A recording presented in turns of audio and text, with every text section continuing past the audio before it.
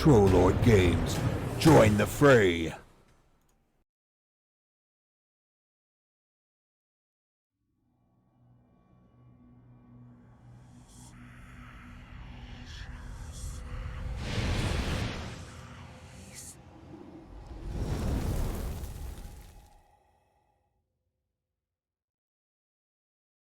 Hello, wherever and whenever you are, and welcome back to QuestJunkiesUK. Welcome back to the Feywild, and welcome back to the Domain of Delight, Prismia, rent in Thrain as it has been by the Hourglass Coven of hags, and corrupted by their vile influence.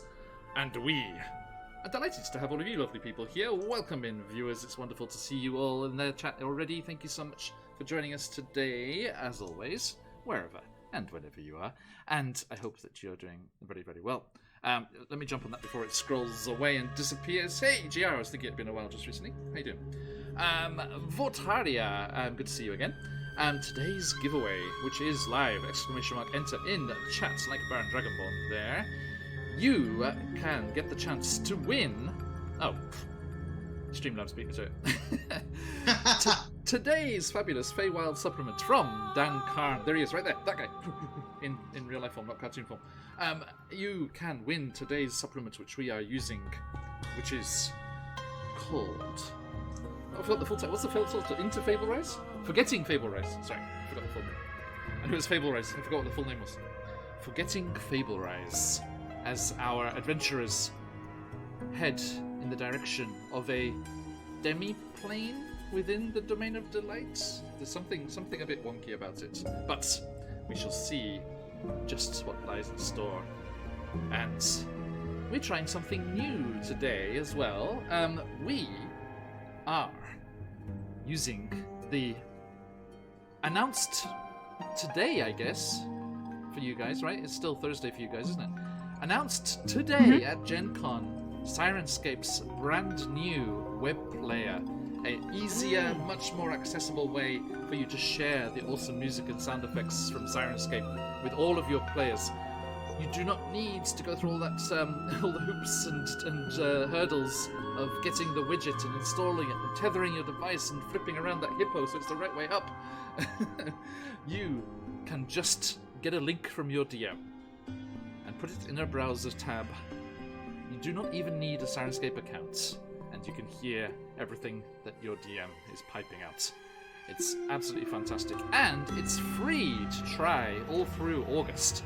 If you head on over to our Twitter socials here, if you head on over to our Twitter, you can get the link for that and enjoy all of the wonders that are the new Sirenscape web player. Oh no, there's the link there. Even better. I put it in the command already. So yeah, there's the link in chat if you want to head on over there and try that out for free. You get access to lots of free sound sets as well. But if you want to become a Super Siren subscriber, then you get access to all of it and can share all of that beyond August and into your adventures. Now, let us also say a massive thank you to the wonderful Evan Blair Art for these beautiful character portraits, and our friend and yours, Scarlett, who's not able to join us today, unfortunately, but she did these beautiful frames for us here, suitably Feywild-esque frames here, which are lovely, lovely, and we cannot wait to have her back. It's that damn protective hair just keeps stealing her away from us. And, which is going to be a very confusing statement to anyone joining us new. Also, congratulations, Vortaria, on your first game in many, many years. I'm glad you had a good time. An all-caster party. I hope you didn't have too many deaths. I hope it wasn't too squishy. I hope some of them were beefy clerics, at least. Okay, now, one more massive thank you to everyone who made the charity event last week such a success. For big thing. Incredible. Yeah, absolutely incredible. One of which, the milestones that we reached, the first milestone at $750 was Whoopsal crystals. So as you can see, our adventurers here are rather blinged out at the moment, as they all have an extra inspiration crystal, and I have a disadvantage crystal in every campaign. That was not the only milestone reached. We also got to the Whoopsall Pets, which means in the near future there will be a one-shot with all of the various Wackyverse companions banding together against another dark, twisted, bitter companion that has been wronged so many times they have turned to evil. Will the other companions be able to stop them? And just how is it that they're all brought together in one place? Come on, watch me shoehorn them all into one location and see what happens. And then, of course, you reach the third and final milestone, a whopping $2,000 passed on our total goal there. And you, my friends, over in the Discord, are able to vote on the next campaign for Phoenix Iwaki. We do have our mini evil campaign, The Hunger of Ithrin, starting in 2 weeks, but after that, it's up to you where this ship sails, my friends. And that means, if you are not already, please do give us a follow so that you can get in on that Discord there. Share your own projects. Look for players in your games. Look to be a player in other people's games. Jump in on our community one-shots. We're doing Spelljammer Academy at the moment. Another one of those coming tomorrow. Excited for that. The sophomores, class 2. And you can get the chance to vote on our next campaign. And you get all the news about the Wackyverse there before it's revealed anywhere else. And it's a nice place to hang out as well. Right, that said, the last thing I want to shout out is our other wonderful sponsors.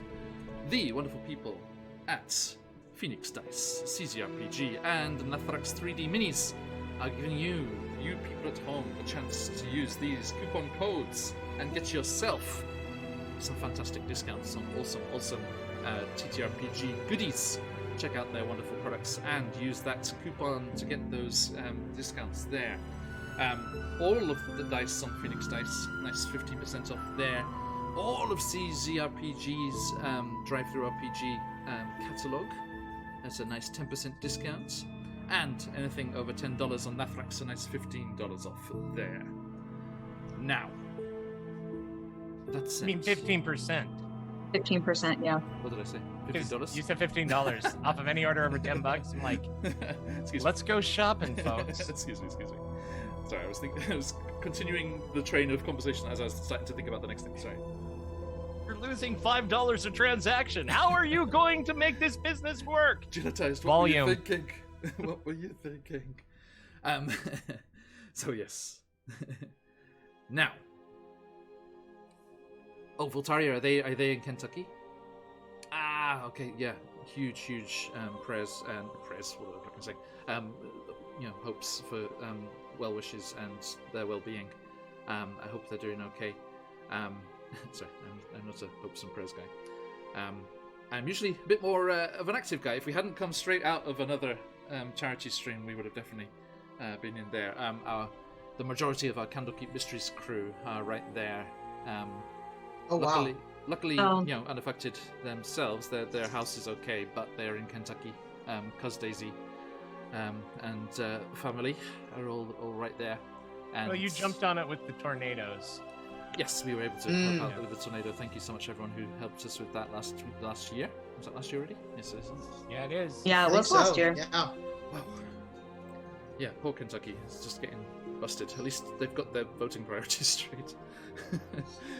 Right, that was Kentucky, wasn't it? That voted to keep the abortion rights too. I think it was. They are, but there are some people who are. It's a battle right now. Really? Still?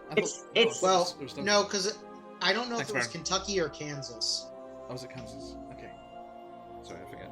I just all over the news. And sorry, K. If you say a state beginning with K, I just go to Kentucky because of all of our links there. So yeah, Voltaire, I'm sorry to hear that. I hope they're doing okay. Really, yeah. As best as they can. I feel so much for everyone because those of you who are newer here maybe do not know the channel is called Phoenix Iwaki because Iwaki is the town I live in, which is where the Fukushima nuclear plant is located. The nuclear plant is right on the edge of our city here, and the entire coastline here was wiped off the map. And we personally went over there and dug those towns out with our hands and shovels, and so I know exactly what everyone's going through. Yeah. Good luck to everyone with that. Oof, that still hits 11 years later. God damn it. Today's a crime day. We had the Order of the Feather, and now That was hats real off to world you, things. my friend. Hats off to you. That callback just sucker punched me so hard. Oh my god. I was like, oh, I know. As soon as you said the Order of the Feather, I was like, ooh, I know exactly where and why. I mean, yeah, because those of you who wonder what we're talking about, Barovia and beyond, they're in a different domain of dread called Harakir, and Krieg has discovered the members of the Order of the Feather, the Keepers of the Feather, sorry, there, who are a group of mistwalkers scattered throughout Ravenloft, and they are linked to the Martikovs in Barovia, and in our Curse of Strahd campaign, which is directly linked to this homebrew campaign, as this is the carry-on from that after Strahd was subdued, shall we say. The adventurers went to the Bone Grinder windmill, which is the home of the Bone Grinder coven of hags, to save the Martikov's son from being ground into bone flour for the dream pies. Everyone, do enjoy your channel point dream pies over there in the corner. That's why they're dream pies, because we played Strahd was our first broadcast campaign. And unfortunately, Danica Martikov did not survive that expedition. Her son was saved, but she was destroyed by the hags. And Stephanie's character in Barovia and Beyond, given the chance to link up with the Keepers of the Feather, very expertly did a beautiful callback to that, and said, you know, in Danica's name, let us go, because her and Colby's character in Ravenloft, Krieg, did Stephanie tell you what happened? I heard. Yes. Yeah. Oh, Krieg. did you? You were around? Yeah. Okay. Krieg, the old man, who was a young, sprightly Aarakocra, got attacked by the sphinxes that guard the tears of Sek. The healing pool that Krieg saw in his vision. All the visions coming true that you saw while you were still in Barovia. And you unfortunately aged artificially quite some years. But you are alive. And I'm looking forward to you being able to join us in a break sometime and playing Krieg as an old man. That'll be fun. Right? That will be fun for sure. Sorry to kind of just make that decision for you. No, it was a spur of the moment decision. I didn't plan it. It was in the vision, so you know. Right? Yeah, that's tied them all in nicely because Edgar's vision of the underground operatives in the city, you hooked up with them already.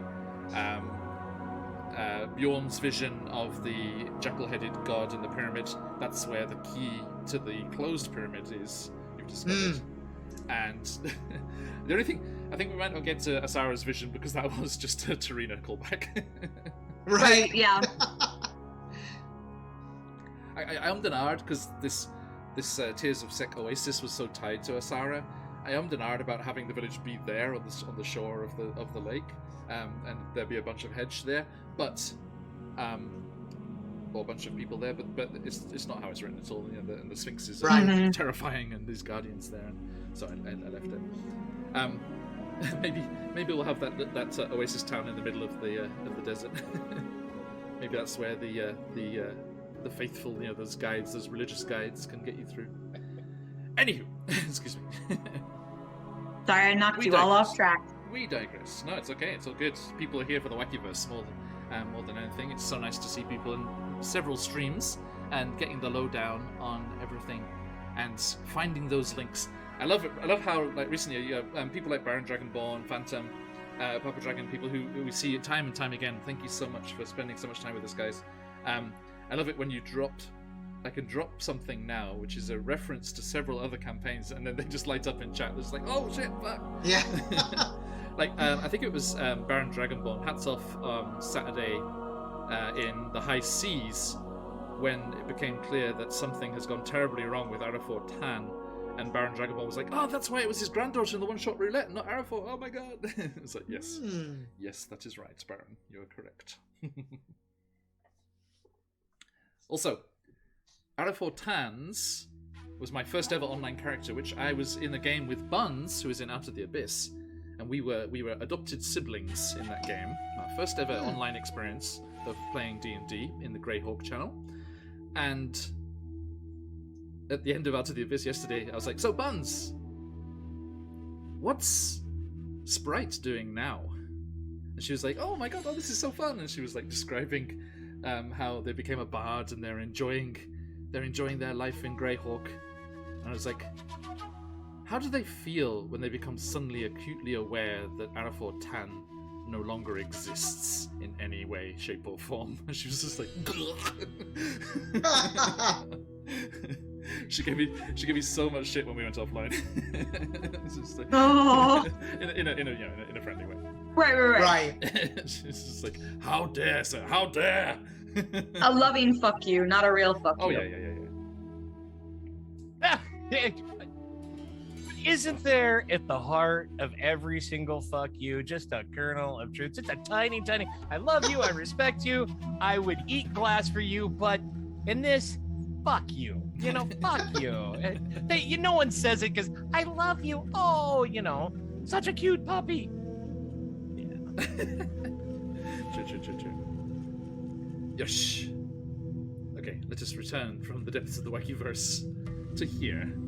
We, my friends, are in Prismia, in Thither, the realm of Skabatha Nightshade, Grandmother Nightshade, who is corrupting this primeval forest of gigantic trees and lush life, and mushroom circles. Yes. Emin's home, as was. The corruption has forced the locals to fight for territory. Hence the battle between the sprites and the pixies that was raging in the floating isles as our bold adventurers gathered. Jabberwocky poop. They returned through Terrace Town, the goblin candy factory that it is, and, saying goodbye to Emin's parents, travelled towards the north in search of Emin's brother and the getaway gang in their Trient treehouse base. As featured behind Charlie. Right there. Now, as they travelled, Emin remembered the childhood haunt, which is a bad word to use in Ravenloft. But here in the Feywild, it's okay. He remembered his childhood haunts, the wayward pool where his father would bring them for camping and fishing and swimming and, dancing with frogs, that kind of other Feywild summer activities. As you do. As you do. And they tried to approach, but some magic, some bewitchment was turning them about and never letting them get close enough, down to the shoreline, as Emin once had as a child. As they were frustrated by this, they were attacked by a crazed dryad whose tree had been taken by Skabatha Nightshade and chopped up to make toys in her factory with her kidnapped children workforce.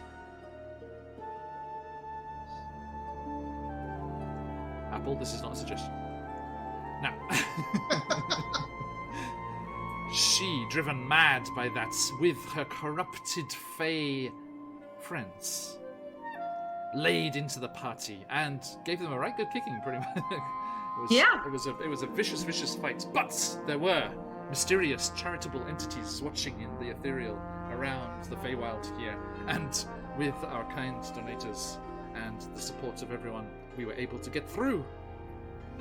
And as their white rabbit friend skipped off into the trees, avoiding that little blonde-haired girl in the blue pinafore dress, they met up once more with Emin's parents and a bunch of the goblins, including the mayor, Actually, no, the mayor. I said the mayor would be back in town still, including several of the people from Terrace Town, because they had destroyed some of Skabatha's tin soldiers there, and in retribution, she had cracked down heavily on Terrace Town, occupying it with all of her minions, the tin soldiers, red caps, running about the place, kicking stuff with their steel cap toes, steel toe caps. They had to up the schedule, and they were moving en masse towards this reported separate domain, a place free from the corruption of Skabatha Nightshade, a domain of delight within this domain of delight, known as Fable Rise. And our adventurers had agreed to escort them there on the way towards the getaway gang. And you learn, Emin, Willie, and Daisha, from the scouts, that the entrance to Fable Rise is a strange tunnel carved in an outcrop of rock, almost looking like a cyclopean eye glaring out over the forest. Not too far from your current location. I knew it. As you turn with the goblin caravan and head towards the entrance to Fable Rise, that is where we will return and rejoin our adventurers and start today's Wild Beyond the Witchlight.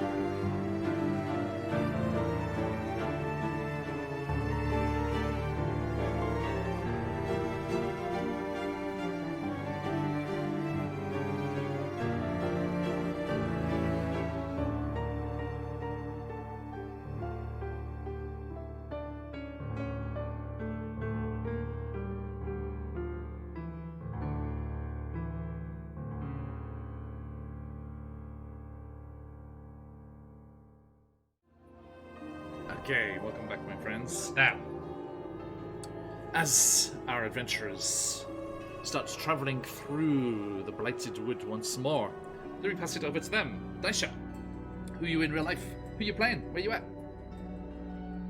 In real life, my name is Stephanie. I am the owner of Vex Vending, a cool creative vending machine in Central Florida. And I am Daisha in the game. I am a Yuan-Ti barbarian who gets the zoomies. And right now, pretty beat up, pretty thoroughly weak. I opened my character sheet and I said, oh no, because I had forgotten how thorough the ass kicking was. Indeed. Yeah. Indeed. How thorough was it? I have 20% of my hit points, and that's after a good healing. Wow. Wow. Yeah. Yeah. 4/5 beat to death. Got it. What was the name of that monster again? The tree. Woodwode. Yeah, the Woodwode. Yeah. The lore behind that is so nuts. Like, yeah, very grim. Someone is sacrificed, Jolly. Someone is sacrificed to the tree. Their heart is cut out and placed in the tree. The body is buried in the roots, and as the sacrifice takes hold, the body rises up from the roots and becomes this Woodwode and protects the area. And that's cool. And it has a hole where its heart was in the Woodwode. Hold on. I need campaign notebook. I'm taking notes. Please do. Yeah, no, that's. I feel like it's a very elaborate, like, cookbook way to make a henchman or like an evil entity. Yeah. Like, very, very. And I love. Very neat. I love that Fey, ranger kind of stuff where it's like, the natural world above all else. Like, no problem about sacrificing people to protect the natural world. Like, slightly dark. Hey, Mike, how do you mean? All the good berries in the world kept Daisha afloat. They did. Factual. And it was our alligator friend Snoodle who kept Willie afloat as he was thrown true. into the nearby water.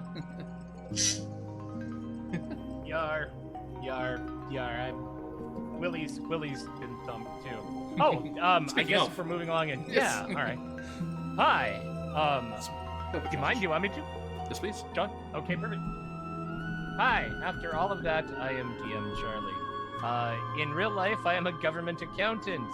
So to make up for it, I am also a professional DM with DM Charlie Gaming.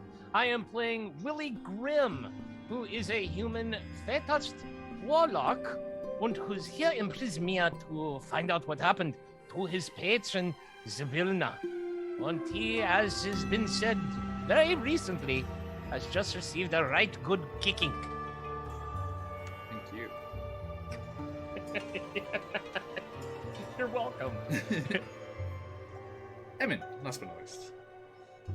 Hello, everybody. My name is Colby. I'm playing Emin Pastiche, the fairy rogue, who's quite disappointed that they can't go visit the lake just yet, but he's also pretty thoroughly thrashed, but it appears not as badly as Daisha. So he's also very wary of this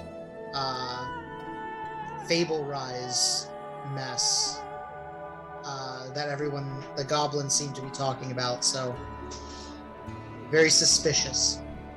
It's a good starting point for an adventurer. Okay. So, with Clapperclaw, your little guide friend who brought you safely through the mists from the first parts of the realm, you start to make your way left a little top as you make your way, and you keep glimpsing through the trees the huge tower of rock with the strange circular opening in its side and the magical illumination that seems to spill from the entranceway, as we can see on the beautiful map. Stacey Allen, you are amazing. Stacey Allen, who also did the Spelljammer Academy map, which you can enjoy. Looking forward to that Right, tomorrow. I was going to say, you're in class too, Yeah. aren't you? Yeah. So yeah, Colby's going to be in that Spelljammer Academy game tomorrow with Kyle from Play Nerd Allies and a couple of other community members, Tiamat Hong Kong. Is that 2 or 3? Chapter 2 or 3? 2. Cool. Very cool. Yep, just class 2. Tomorrow, indeed. Cheers, Mikey. Looking forward to chapter 4. I haven't read it yet, actually. I've only read up to 3. It's not. The last time I checked, it wasn't released. But chapter 4 is titled. It's out now. Yeah, it's titled Hakatha. That's the guy they were fighting against in the official Spelljammer preview? What they were doing, right, with B-Day Volters and everyone. It may be. It just is a very ominous place, as I read, if I understand correctly. Yeah, from what I was reading. Yeah. Nice. Okay, right, my friends, over to you. The wagons roll and clatter through as you are ready to make your way. So I know that Emin's parents are kind of leading the caravan, or they're a part of it at least. Yes. They're kind of leading it out of the default because like fairies are slightly got their shit together more than goblins. Fair enough, especially very considering all the stuff that we saw in Terrace Town. Yes. So actually, that's probably the most organized you've seen goblins be ever. True. I mean, truthfully, I haven't encountered them too much. I remember the very brief pre-game session that Michael and I had before Curse of Strahd. That was fun. Yes, indeed. Wrestling goblins. Wrestling. Mm-hmm. So Emin, I think, is going to ask his parents, Ma, Pa, I gotta say, I'm still pretty suspicious of all this Fable Rise stuff. I don't know. I've never heard of it. I mean, well, from what I can make out, it's another domain of delight, like nestled inside this one. They're overlapping somehow. I don't understand. Yeah, well, I mean, It's just supposed to be safer. all right. I will be on my toes, but the fact that you guys are so confident about it, I guess, kind of softens me up a little bit. And as you get closer, you do indeed see, at least on one very visible level, it must be safer. As the ground starts to rise up towards that almost kind of natural rock staircase that's there at the front, leading up to the opening in the cliff above. And you see the weirdest sight. Slowly, soundlessly floating and gently rotating as a breeze comes through the trees and around the base of the rock pillar, you can see tens of redcaps and tin soldiers of Skabatha's creation in some sort of frozen animation, just in poses of running or brandishing weapons or aggressive gestures, but stock still and floating in the air. One of them slowly comes towards you, going past you and bouncing off a nearby tree, ricocheting off in the other direction.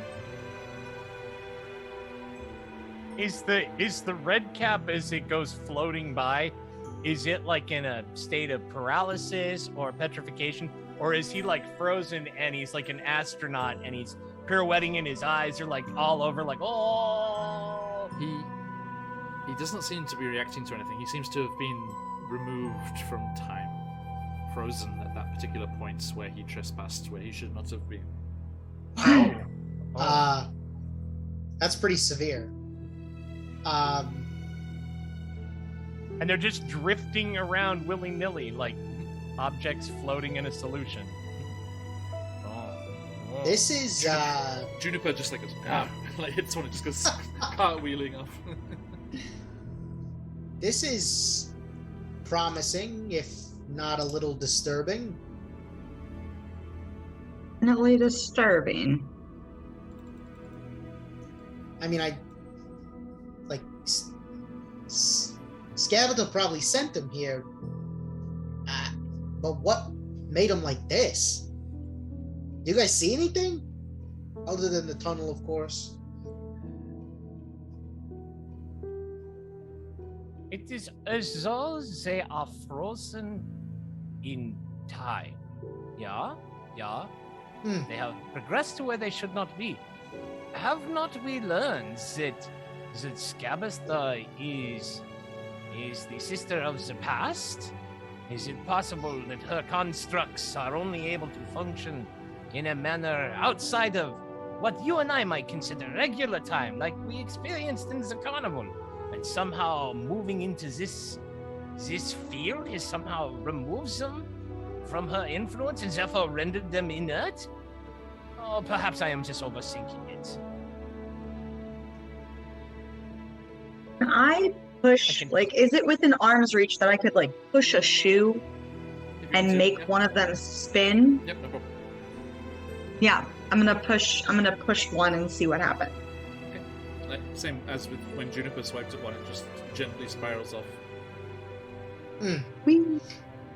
As one comes floating by, seeing this, Willie will press to digitate a small bit of string, children's kite string, and put it around a foot and go, "Look, a balloon," and then let it go. One of the goblin children grabs it and is like, "Yay!" And then immediately a swarm of goblin children come around Willie like, "Me too, me too." Oh my god. All right, and one for you and one for you. And as soon as he creates yet another string, the old one poop, and the thing will float away. That's crying. And there's two of them fighting because one of them got a tin soldier and they wanted a red cap. Yeah. Of Aw. course, naturally. I have a feeling like some of the goblins are going to come over to your parents. Would you tell him to control his friend? Okay. Yeah, he's fine. As you kind of weave and kind of extricate yourself through this strange, almost like minefield of these floating, it's like underwater minefield, these like floating things just bobbing around in the air here. You, Mike, the forest floor, the roots and the carpet of moss and grass reaches up the rock of the pillar towards the opening, and you can see clearly here a physical manifestation of the two realms bleeding together as roots and vines begin to bend and twist upward towards the entrance, and as they reach the opening in the side of the rock, they climb up either side, creating a natural gateway arching over the entrance to the mountain, and tendrils weave their way through these low-hanging branches, and the foliage thickens. And as you clamber up the steps and the rocks, the goblins abandoning their wagons and gathering up their possessions, you have to leave Juniper's chariot, but she can clamber up there, no problem. And you see, as you clamber and gain the same level and are able to see into the entrance, a tunnel formed by this foliage, stretching deep into the mountainside, deeper than you remember the rock being wide on the outside. And it looks like this.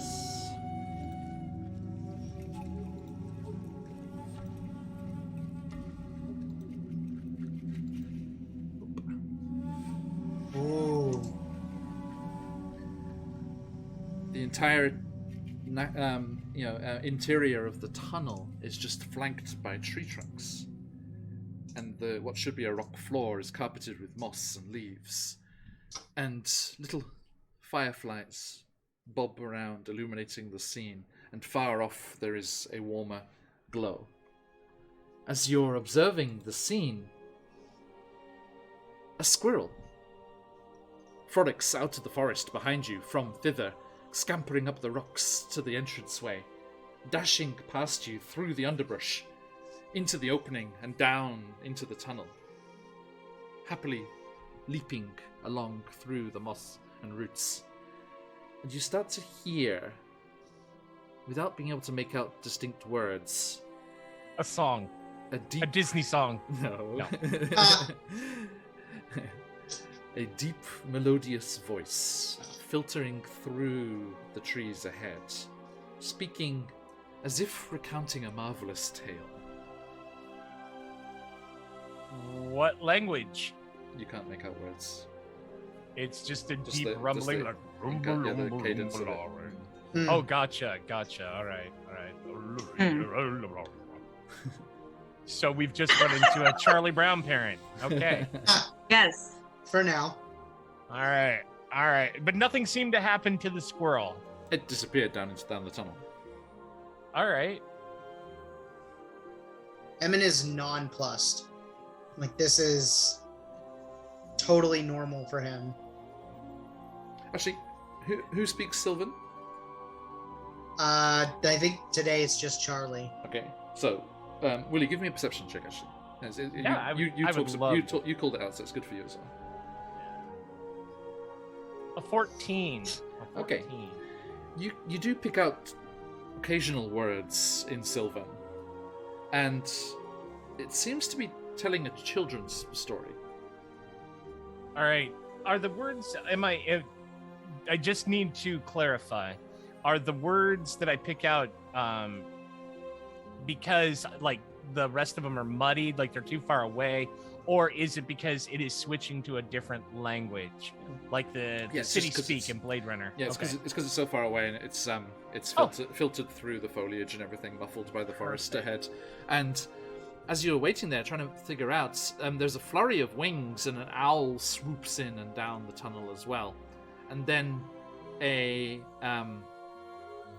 let's think, a compestry comes hopping up, boom, boom, boom, boom, and turns to you. He's like, "What are you waiting for? They've already begun."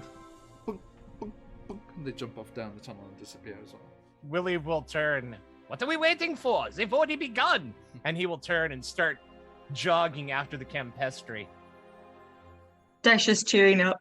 We had a compestry once. Emin is gonna kind of hang it. Like he's gonna kind of hang back and usher everybody forward. He's still very wary, and he thinks that maybe taking up the rear would be a good idea. Okay. Until they figure out what's going on. Okay. It sounded worse for a moment. She's like, "I'm very wary. You will go first."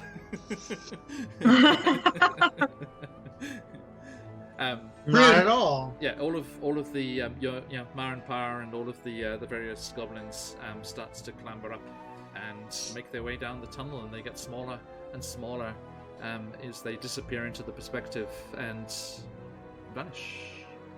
Who is leading this parade? Willie? Yeah. Willie is running after the Campestry. Okay, Daisha, what are you doing? I am also gonna go down the hallway of trees, as it were. Okay. As you do, the style of woodland changes. It's no longer this ancient kind of European deciduous forest. It changes into a different kind of tree. And most notably, there is a lot more, not vines and things twiling around the branches, but these large, almost curtains of moss hanging off the trees. And the smell shifts as well from that very kind of loamy, smell, the smell of acorns and the like, to more of a, almost like a swamp. It reminds you of hither a little, but it's a pleasant smell. It's not a stagnant swamp. It speaks of the life and the luster and the teeming presence that is a healthy swamp.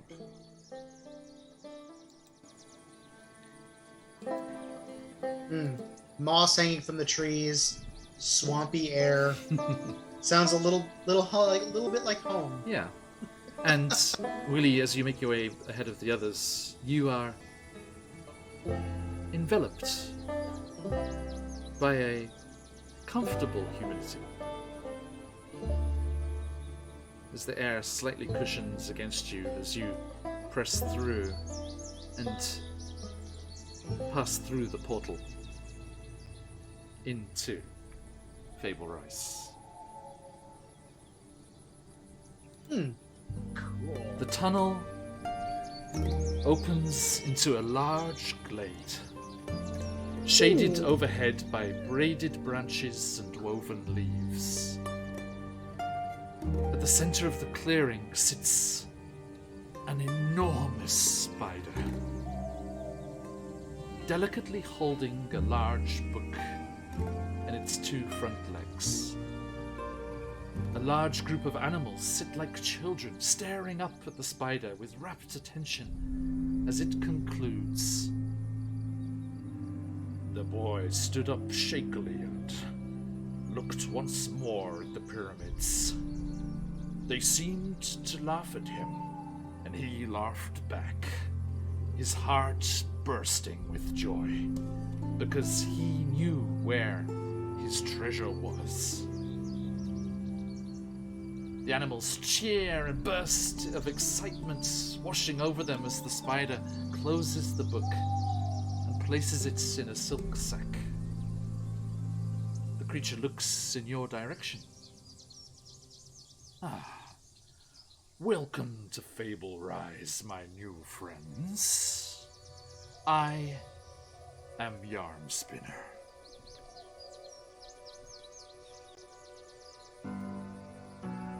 You're muted.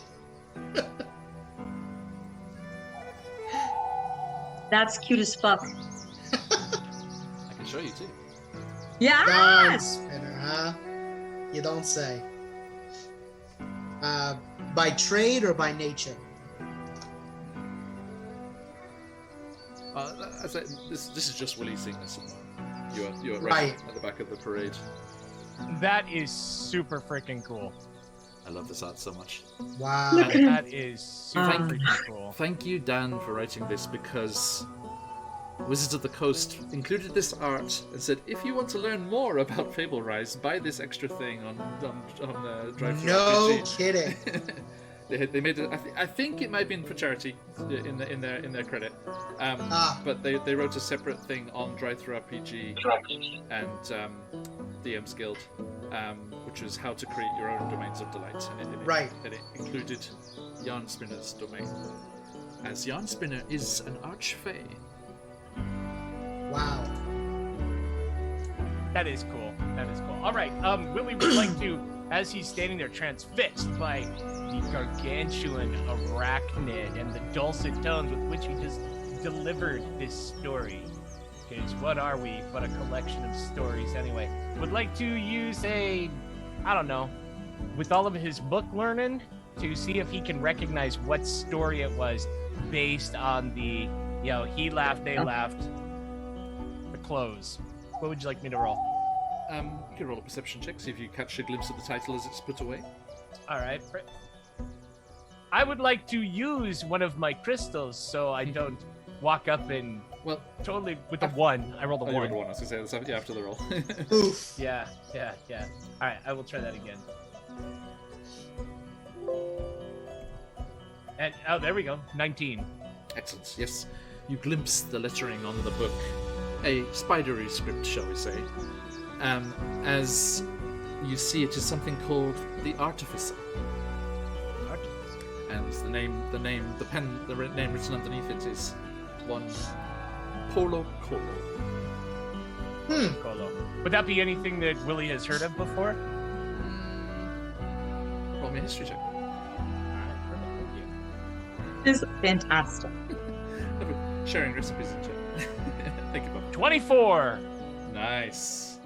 Yes, indeed. Your watchmaker father had an interesting collection of books, and this one called The Artificer, kind of caught his fancy.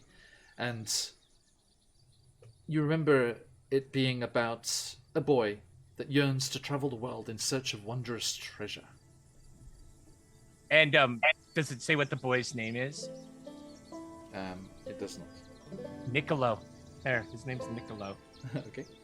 Willie will bow his most elegant bow in front of Yarn Spinner and say, "It is totally an honor to meet you, great and mighty Yarn Spinner. My name is Willie Grime, and I must say, The Artificer by Polo Colo was one of my papa's favorite books, and in fact, I myself have somewhat styled my life after the adventures of Niccolo, the character in the book." Stories do bring us such teachings and expand our horizons. Yeah, I agree. It is through stories we can live many lifetimes, more than we can live on our own.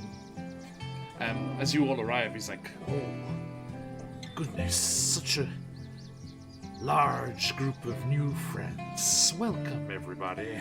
And just a moment." And he starts to move his legs, and you see spider silk spinning out, and as it does so, it forms a long trestle table of gossamer silk, but standing still very sturdily. And as it completes, there is a soft whoosh sound, and the table is bedecked in food and drink of a very healthy, kind of natural forest-based nature. Nothing like cooked or anything like that, but very, very nourishing looking. Please, you must have travelled far and with so many belongings.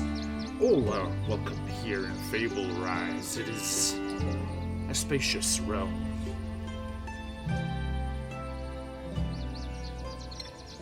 Wow.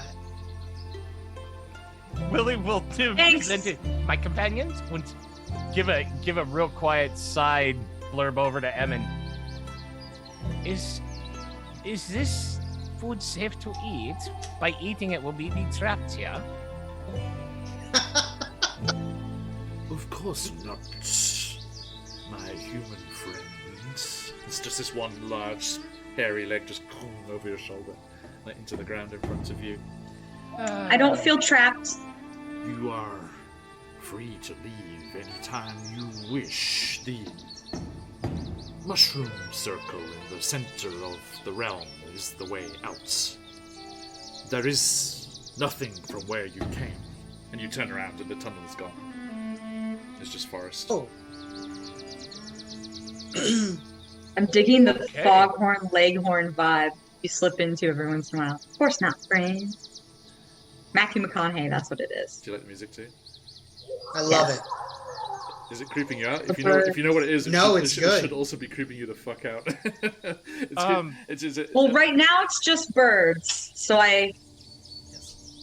Well, it also had some, some backwater kind of strings in there. Right. And, Yes. there's a lot of tropes that could... I feel like John references Deliverance all the time. Because it's a horrifying movie. This It's- is- I'm Whenever- gonna take a shot in the I've dark actually, and I've actually say never seen it, but Red Dead Redemption. ooh, nice try. This is an all Dan show today.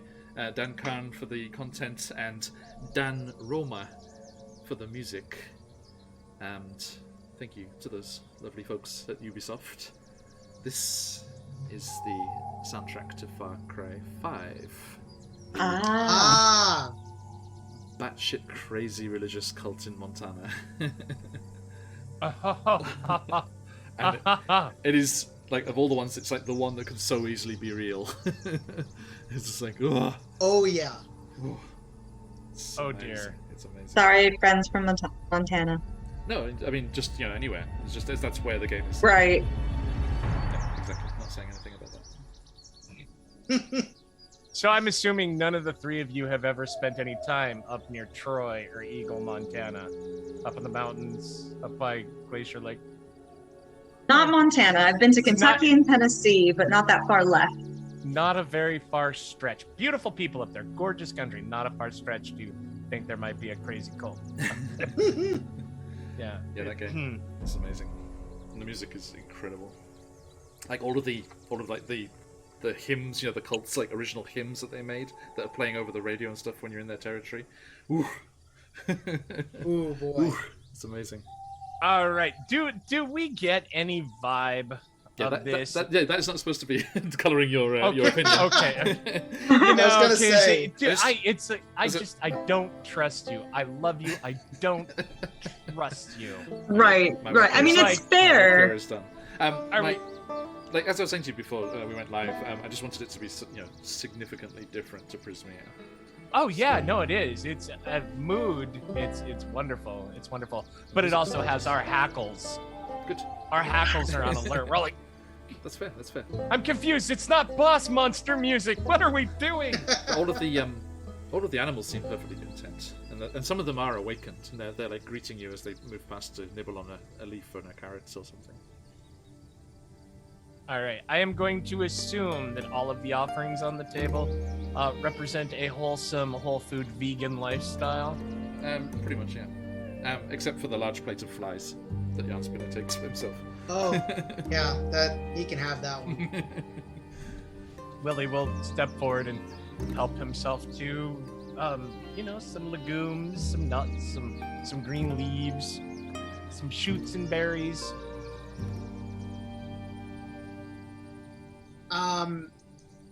I think Evan is gonna just grab something off the table and float over near Yarn Spinner and ask him, we came from what was formerly Prismere. I don't know if you've heard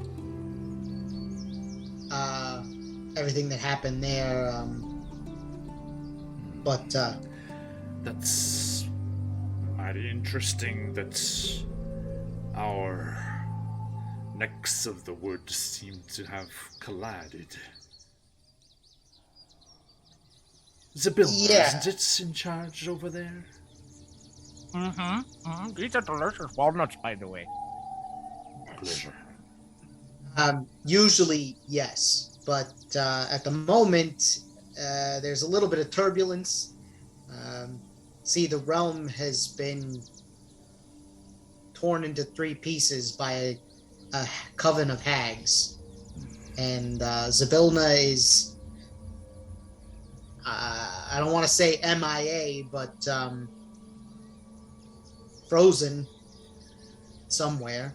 They make for good antagonists, but they are mighty vexing from time to time. This is true. But fear not, you're safe here. I'm Nothing of malicious intent, meaning us ill will, can enter here. glad you say that, and we kind of witnessed that as we were coming in. I will say, the people that we've come with, they're trying to evade persecution, as it were, by the hag that controls their home. And Well, they're welcome to stay here or pass through, whatever they fancy. I am able to spin huts of silk that will provide you shelter and safety while you're here. good. This is a natural realm, and there are creatures who go about their natural ways, which does involve hunting. But if you stay close to our little center here, you should be fine. Good. I'll admit I was a little wary. I hadn't heard of this area before, so That's on it means a account lot. That's on account of so many folks that find us not wanting to leave. It's a lovely place to be. Don't say. I mean, it seems wonderful. How long have you been here? Have you asked many Archfey that question? More times than you might think. With the folks don't want to leave comment and the chuckle, Willie is like still holding the unchewed walnut in front of his open mouth, sidles over to Daisha and leans in very quietly. You heard that, yeah? Nobody ever wants to leave. And he puts the walnut down and he places everything back on the table. Another leg. Some elbows in, man. Don't twist my words, little warlock. I No, said plenty of folks don't want to leave. Plenty have also left. I offer mean- the information freely. The mushroom circle at the center of the domain is your way home. You can take it any time. He is right, Willie. You did this to me, John. I used to trust. No, it's fun. It's fun. Don't feel bad. This could be an elaborate scheme. It is. The worst part is I'm gonna I know, Charlie, player, 40 years, I am going to say, you know what? You're right. We've earned this. It's a respite.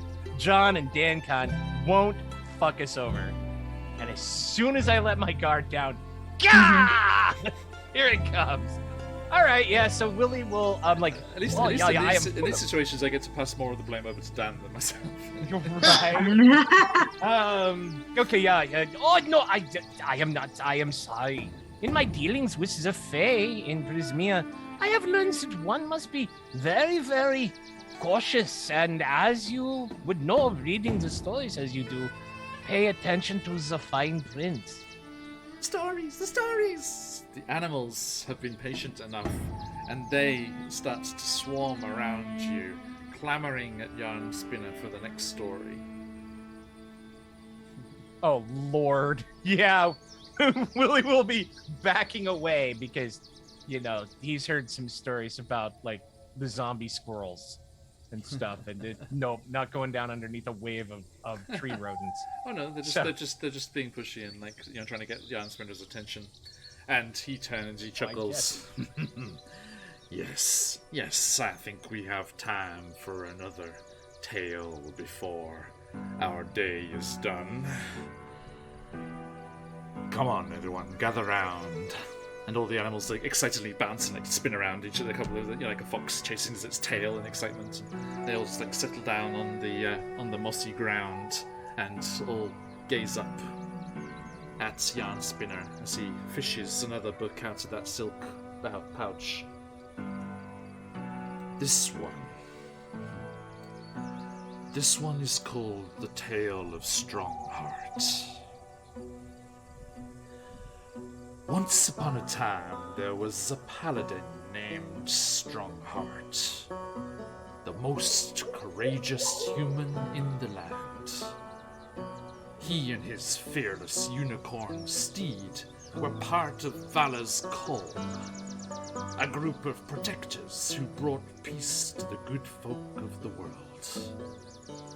But the forces of evil are not always so easily stifled.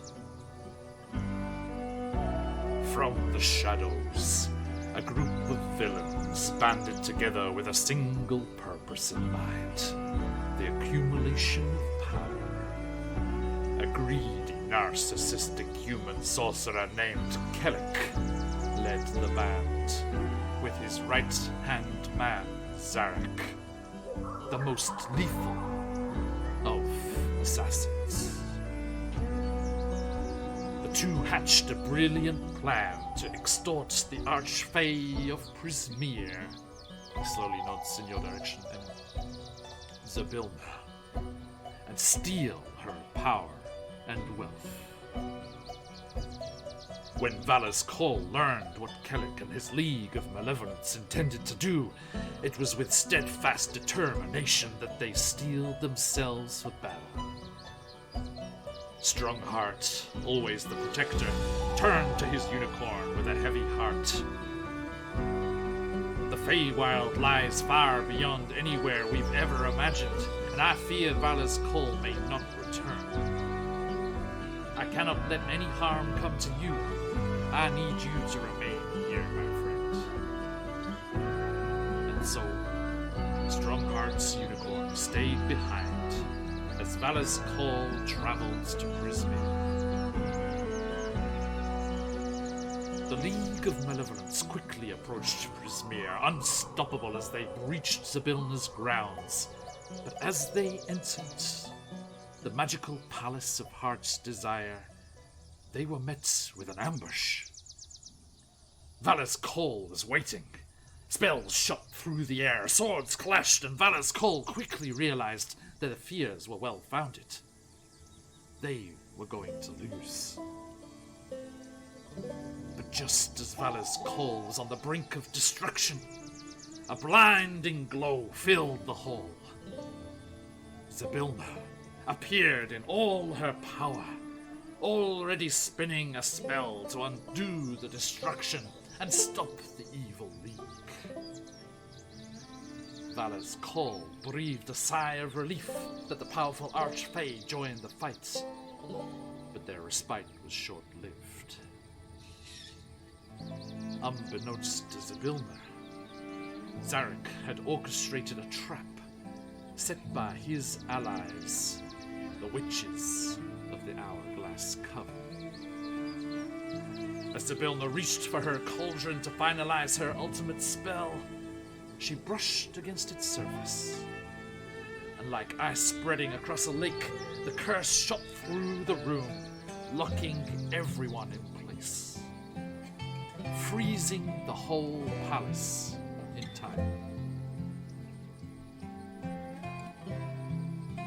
But not even this wretched curse could stop the call of Strongheart's beating heart across the plains. This beating reached the ears of his unicorn companion, who summoned all of his strength to will himself through the very fabric of reality to Zybilna's palace. Not even the mightiest magic could withstand his healing touch, and the unicorn was able to reverse the spell and bolster the heroes. Together, they defeated the League of Malevolence. In the end, Strongheart prevailed. The realm was saved. But he learned a valuable lesson. He could not do it alone. Yay! Woo! Yay! Strongheart! Unicorns! Willie immediately pulls out his journal and, standing at the table, munching on the shoots and leaves and stuff, begins jotting that entire story down in his journal about Strongheart, the cauldron, the unicorn horn, the freezing in time. Because if there's one thing Willie has learned, there's often a kernel of truth in stories that take up a big portion of the campaign.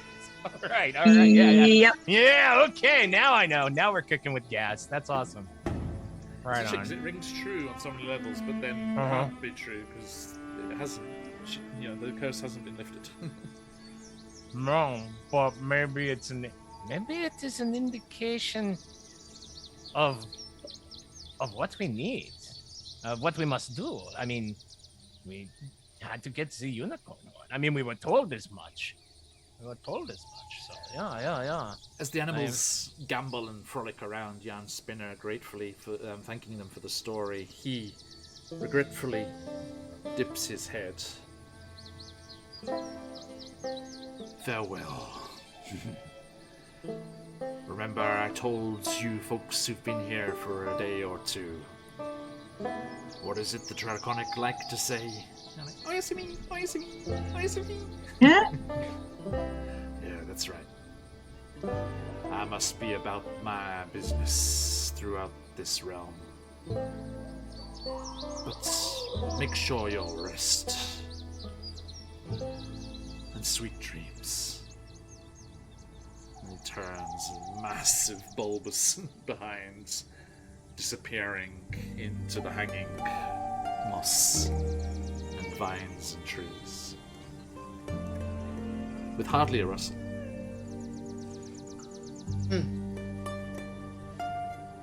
That is Emin so cool. is he's found like a thing to sit on near the table, and he's kind of like he's kicked it back and has his feet up on the web thing, and he's like, Oh. Slap! Your mother knocks them down. You'll leave marks.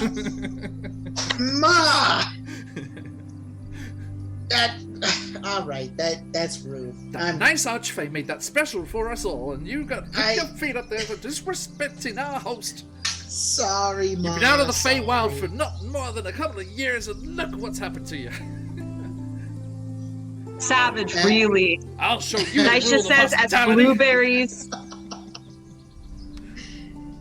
Willie, that was a little spot on, huh? Yeah, it is clear that you need some more training in manners and etiquette, and I think your mama is absolutely right, and I have been deficient in pointing this out to you, so I am thinking, going forward, I'm going to make it my personal mission to make you a person fit for proper society. Yeah. Good gods. Die. Will you talk to me like a normal person? Yeah, Emin. Now, first, your neckerchief, your napkin. Do you have your... Where is your napkin? Good God, you're going to get crumbs all over you. Oh, Emin. Daisha's gonna point at Emin and be like, "You're savage," and blueberries are gonna fall out of her mouth. Sorry, Charlie. All right. Mara says, "Oh, Daisha, did you drop a couple? Are you okay?" No, thank you. Unbelievable. All right.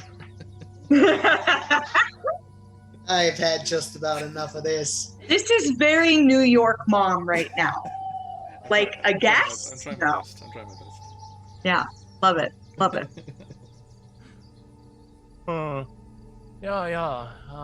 So you feel that we would be safe to rest. We all took a right good kicking earlier, so I think a good night's rest is what we need, and maybe with some food in our belly and right with a big steel-toed boot.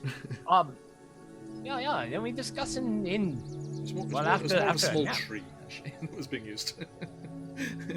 I have heard so many stories about the trees. Now, So yeah. then we determine what we want to do. As Jan Spinner disappeared into the forest there, the trees where he passed all started to shift and weave themselves and bedecked with walls of spider silk closing off the gaps between them and creates this beautiful little hut of arched boughs and gossamer walls. Well, he did say that he could make some lodgings for us. Is the glade we're in the clearing, okay, where he passes through, even though he just kind of disappears without a trace, we could move into the forest. It's not If you like want. Yeah, you try, you Okay, do. okay. Yeah, no problem. all right. Just whew. All right. Willie will seek the comforts of a cot inside the spider silk hut. Same. I need.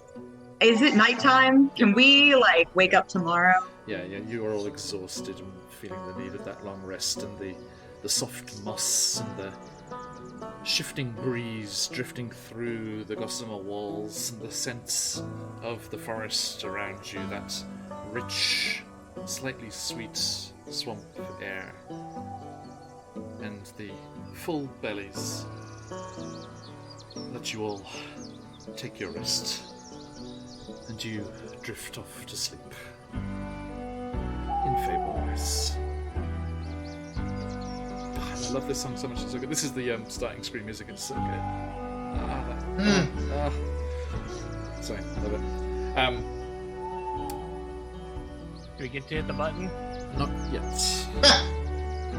Dang it. As you rest, your mind is filled with especially vivid dreams and memories of your time in the Witchlight Carnival and Prismia. Which part of our adventure so far sticks with you the strongest? Daisha? Our adventure. Bro.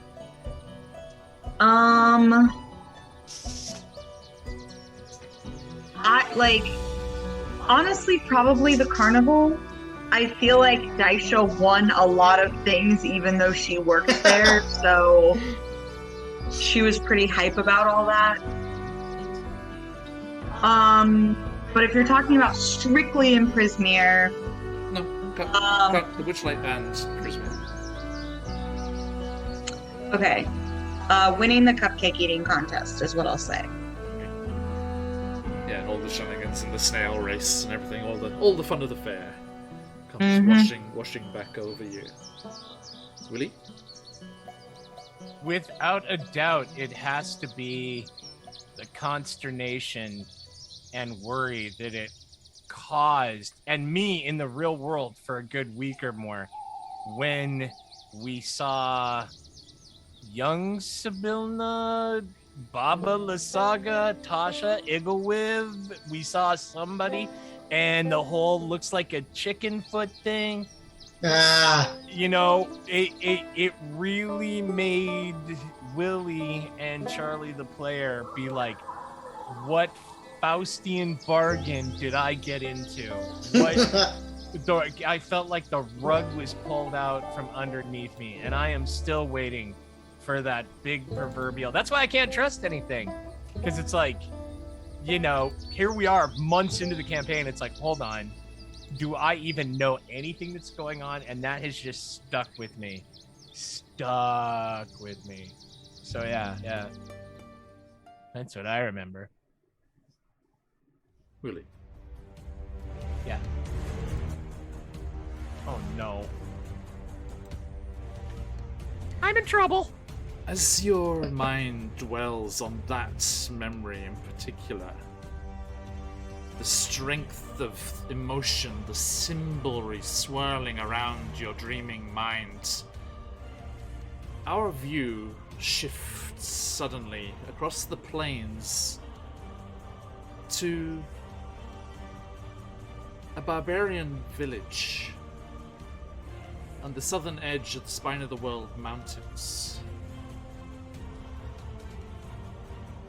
A dwarf lies in state with a barbarian shaman spreading some kind of smoke. You see several figures, adventurers from the look of them, tranced. And we enter into that trance, and we see those same adventurers battling demons, trying to retrieve the dwarf's spirit so that they can be resurrected and brought back to help them fight the evil forces rising out of the abyss. But as we're viewing this, as if through someone else's eyes, there's a sharp intake of breath. Ooh. I have been distracting myself with these idiots. But there you are.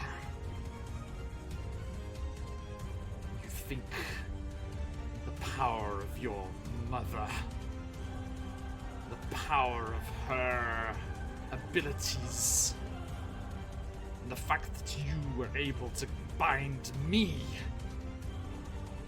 Gratz, the Demon Lord, even for but a moment. That's where you've been hiding, Igwilf. Oh, you're not hidden anymore.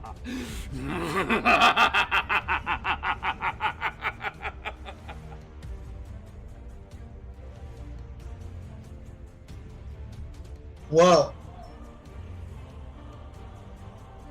Wow.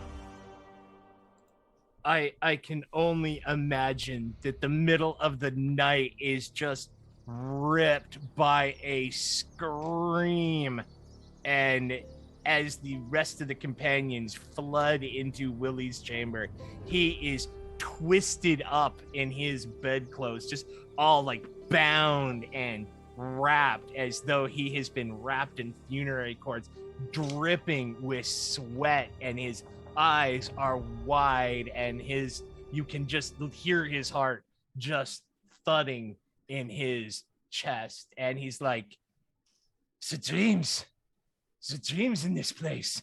Say, no, you are okay, Willie. You are okay. You are here. You are here in the Feywild, and they are your friends, Ammon and Daisha. Everything is the dreams. And he'll start to unknot himself, and just, you can tell that something is very, very wrong with Willie Grimm. Like, he's really disturbed.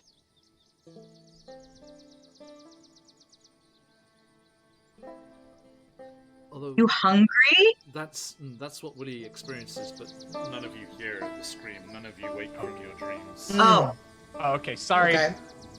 It's okay. No. Too much narrative control. Narrative control. You dreamed that as well. You dreamed, Okay, you perfect. dream everyone rushing in to come to your side and be with you. Perfect. And then it slips back into memories.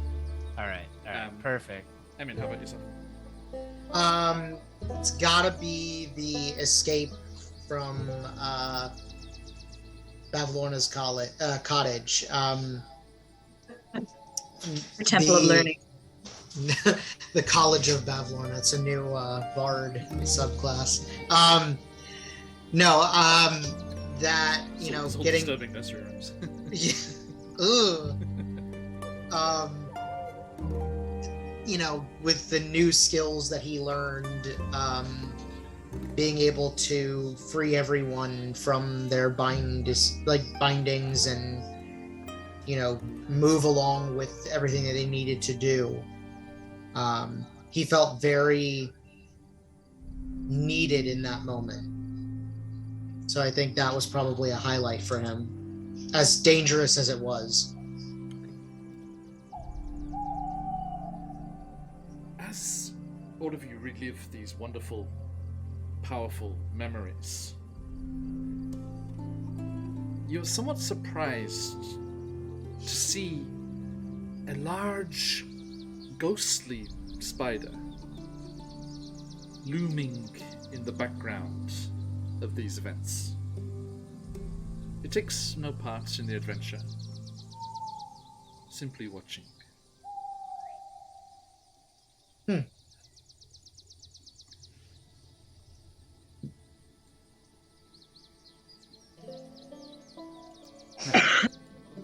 I just want to say, does the spider introduce what if scenarios?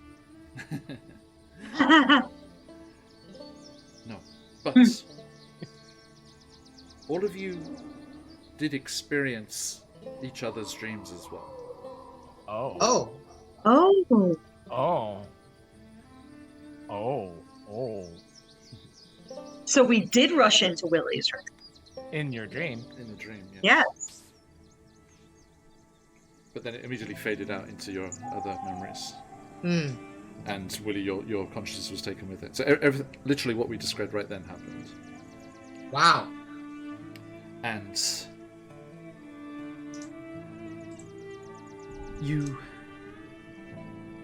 awaken to a silvery pre-dawn light filtering down through the canopy above into the clearing and through the walls of the spider silk hut. And you're all struck by something very marked and very distinct. None of you have any idea what you or your friends' names are.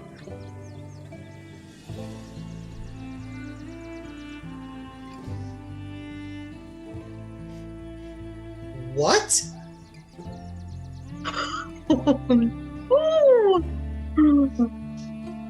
So have we lost all memory of one another, or just the names? The names.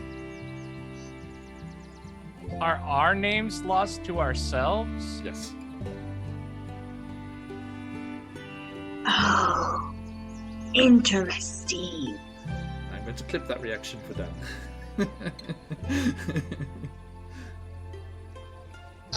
Okay. So I guess nicknames count too. You have no idea. That's...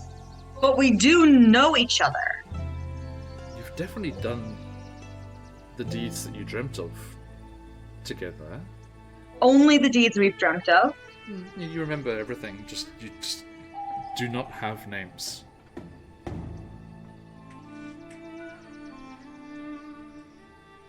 You, indicating the adventurer formerly known as Daisha, and you, pointing to the Fey man with wings, the short Fey man with wings. Say fairy, Yuan-Ti, and human. Yeah, fairy, Yuan-Ti, and human. All right. I am thinking. I know you, but I don't know what to call you. When thinking of this, I don't know what to call myself either. Can I remember my parents and Jacob? Yep. I know my mama and my papa and my brother Jacob, but I cannot remember what they had called me. A part of me thinks this, well, difficult. Names have power. A dream I had last night, this terrible a ritual was being cast to bring to life a dwarf in some strange, cold place in mountains far, far, far away. And there were people much like us, men and women with action, and they were waiting for the ritual when suddenly this horrific voice says, there you are, you have been hiding, Igglewib, I have found you. And it makes me think, if that being, whoever it was, can find her by a name, maybe not having names that we can be called or bound by might not be such a bad thing. I mean, I know you, and I can just call you Hey You and Hey You Other One. Yeah. As Willie says this, a small voice comes from just outside the hut. Oh, not this again. You two-leggers are all so boring. It's wake up, what's my name, freak out, eat food, go to bed. The exasperated voice seems to be belonging to a small fox that has been eavesdropping on the conversation. Wait, so you mean this happens all the time? Oh, it just happened the other day, didn't it? Someone across the way, over the other side of the clearing. Same deal. Woke up. What's my name? How did we... I had that same dream. Did this person across the way have the same dream? Do you know our names? What's the dream? Why are you eavesdropping? I was grabbing some breakfast. Uh-huh. What's the dream? Sorry, my vocabulary's not great. Yarn Spinner just awakened me a couple of days ago. Whoa. Okay. I think I'm doing all right. All right. Yeah, picking up the lingo here and there. Bits and bobs. So, a dream is when you go to sleep. Mm-hmm. Your imagination kind of creates. Oh, okay. The night hunt. Yeah. Okay, yeah. I'm sure they're exactly the same.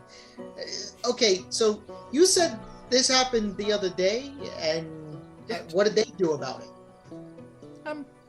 I don't know. Ask them yourself. I'm only halfway through my breakfast. I don't know my name. Yeah, okay. Could you point them out to me, and then you can get back to your breakfast?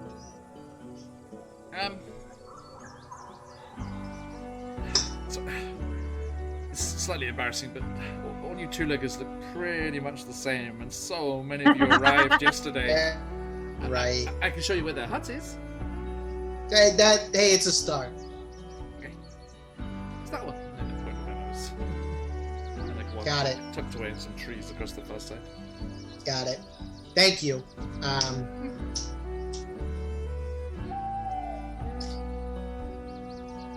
Okay. Guys, maybe we should hold on a second. My parents are here. They gave me my name. There's Oh, gotta be John. some way around this. Your parents. Yes, the only manner in which you can address them, because you do not know their names either. Yeah. Nor any of the goblins that travelled with you. Nope. Willie is going, while Evan's walking there, will quickly pull out his journal and start flipping through in his journal the portions that are actually written, looking for any mention of the other party members' names. They are all changed to pronouns. Okay. Okay, hats off. This is some good magic. Yeah. This is some thorough magic. Okay. This level of transmutation. Yeah. This enchantment, it's top notch. Emin is gonna. It's even better. They're all changed to pronouns, and there's a little stick figure flipping the bird next to each one. No. Emin is going to burst out of their tent. Just through the wall. Well, through the Because I opening, can. the door. I could, but Call me Juggernaut. no, through the through the tent flaps, he'll just kind of buzz straight out and into towards wherever the table is, because he knows that's probably where they are, and start looking for Ma and Pa.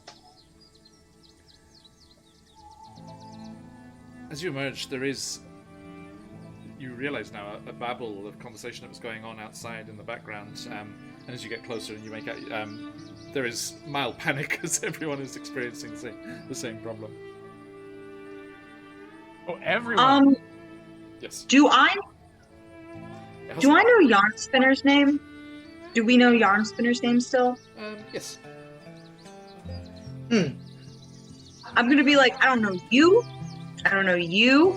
Turn to Emin's parents. Well, have we gone to them yet? You can, yes. I don't know y'all, but I know, and I'm gonna Yarn Spinner. Yeah, and you think this probably can't have come up before, because it's apart from this mysterious person that the fox is referring to, that you don't know and you didn't meet last night. Everyone else you've seen are animals, and they don't have names. So. Okay, I'm looking for Yarn Spinner. Nowhere to be seen. He was in my dream. You did mention how far and wide, how far and wide this realm spreads. He is the Archfey in charge of it all. Probably off and away. He was in my dream. Was he in your dream? I'm just assuming. To me, all spiders look the same. Yeah. All Yeah, spiders- kinda- To Daisha, all spiders look like that? Fuck. Yikes. No, Yeah, he varying was sizes. Oh, I see. he was in my dream too. Kind of a It ghost was very ghostly, yeah, spectral. thing, but yeah, he was there. Common thread. Don't we think that would be who we need to ask? I mean, Yeah. I am thinking you are correct. Yanti, you. Are you following the fox's direction? Might as well. Yeah. yeah, So I think if it- the panic, Emin would just leave it, and he just doesn't. It's too early. He doesn't want to deal with that right now. Okay. So yeah, you make your way over towards this other construction, and you arrive at a spider silk hut similar to your own. A short fellow with rotting tusks and greyish pallor stands in the threshold, watching as you approach. Who might you be? He calls out in common. Wish we could tell you. Lot of that going around. You could call me nobody. Damn it! Now it's taken. Snooze, you lose. Nice scales. Thank you. I was gonna say I polished them, but that would be a lie. She lies and says that she polishes them. Truth is a virtue. Damn it! They know I lied. Well, Let's call you Truth. okay. It'll work for now. Or Scales. So Your choice. nobody. Wings, beard. Thank you. Scales, wings, beard. Nice to meet you. You too, nobody. Likewise. So a fox over there tells us that this happened to you before it happened to us. Yeah, now if you want to figure out what's going on, then I'll do what I can to help. I think it's important to know who we are, right? I would agree. What kind of dreams did you have the night that it happened? just stuff that's been happening recently. It happened your first night here. Yeah, would have, yeah. Look, I think I might be onto something myself, but safety in numbers, eh? I've discovered where that yarn spinner keeps all their books. There's a massive scriptorium deep in Fable Rise. Okay, nobody. Yeah, let's go. I had a good night's rest. Go. I'm following. If you're keen, I mean, yeah, everyone, you can't take a long rest, but that's right. Oh, thank you.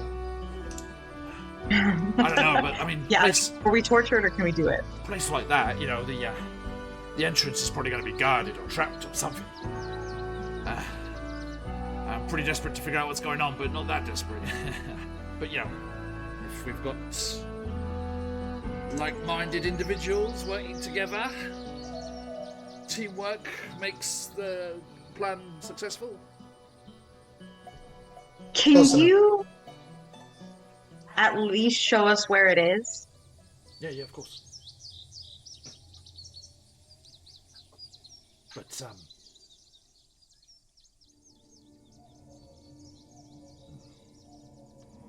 I don't trust that big spider.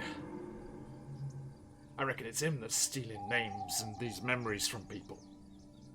How do you reckon? Well, he's the one in charge, isn't he?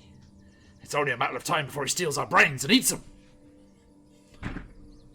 Starship Troopers reference? I appreciate that.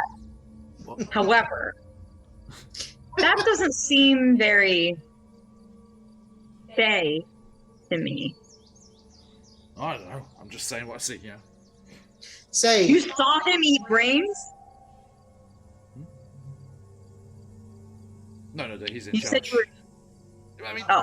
he's a massive spider. Don't they like wrap you up and suck you dry, like all your juice? I don't know. well, say, have you dreamt about some kind of ritual? What? Does the name Igwelf mean anything to you? Nah. No.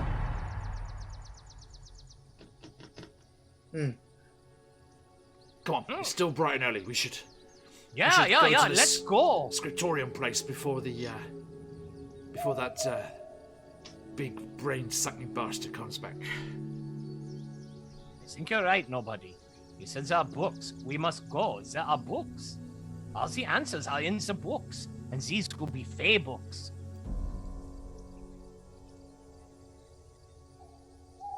You don't share the same passions that I do for the written word. Me? No, not you, nobody. I am Sorry. talking about truth and This is wings real. there. They seem nonplussed. Go to the scriptorium. I don't know. It seems too, I don't know, mean?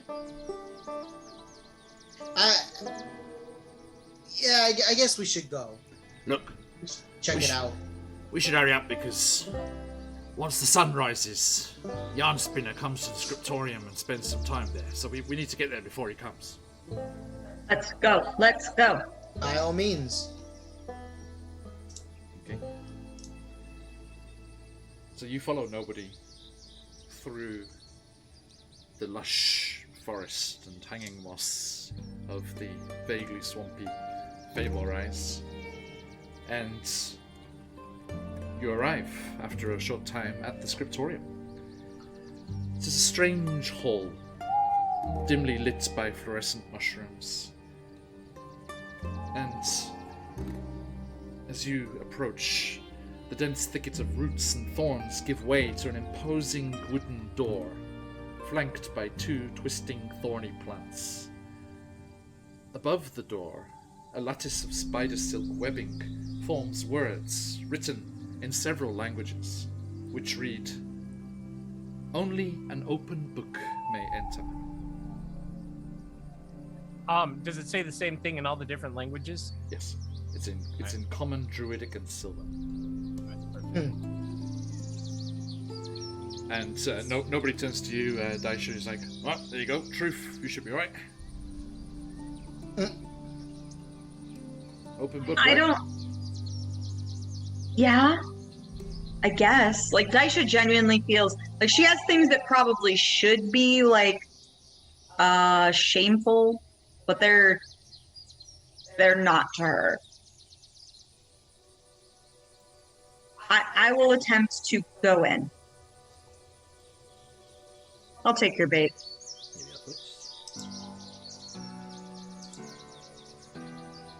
Oh, Oh my. And here's our Oh, friend. Nobody. Oh my.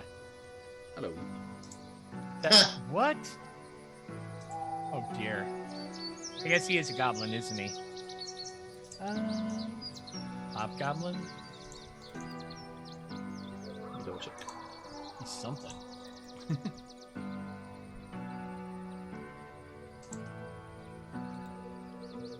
Orc.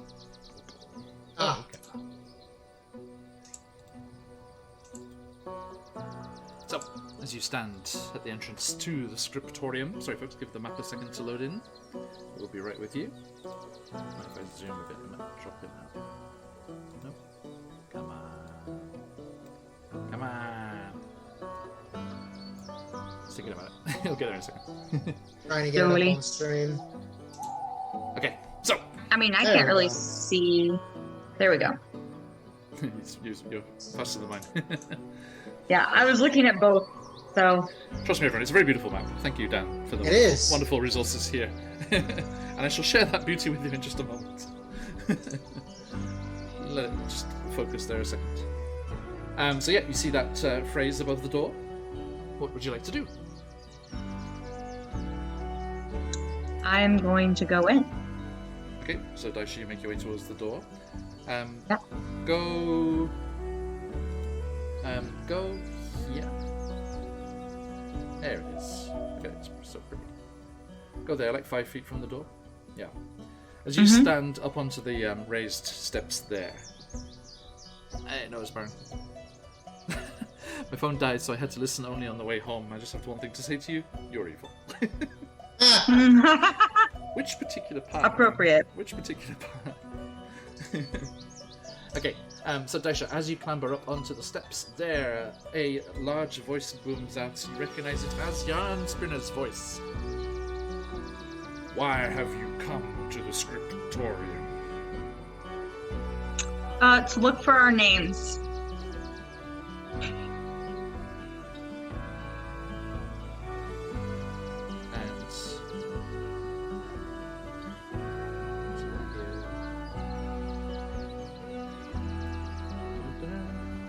Okay, you hear a faint click. You enter in. Yep, I enter in. Okay, you may pass. Yep, Just stay there for a second. I won't move. Who's next? Willie will step up. Why have you come to the scriptorium? The unladen airspeed of an African swallow. I have come to search for my name. You move forward. And perfect. gain access. No, Willie can't. Oh, sorry, hang on. Can't do that one. That one has to over here. Oh, sorry. There you go. Calm. No, stay calm, Willie. Stay calm. Yep. Many, many, many books. Oh my. Oh. Oh. Chill. Have you have you made it through yet? Hang on. Yeah, there we go. Yeah, I don't know if they have it in Japan, but have all of you seen the is it the Lowe's ad where the husband and wife walk in, you know, they're in their late 30s, early 40s, and the husband gets a look on his face all excited, and he goes lurching off into the aisles, and the wife's like, Kevin! Like she's yelling after a naughty toddler. Yeah, I have a feeling that, you know, Truth is about to yell out, Beard! As that happens. Emin, on the outside, what are you doing? Emin is going to approach the same spot. He's gonna try to get in. The voice addresses you once again. I'm here to figure out why everyone's looking for their names, or what's taken them. Okay. You pass through. And Whoa. Corey, I'll leave Corey there, but Corey does the same. Nobody, you hear nobody outside as he comes up, and he says, I'm here to get what's mine and get the fuck out of here. and is allowed through. Ah, And you, my friends, arrive at the scriptorium.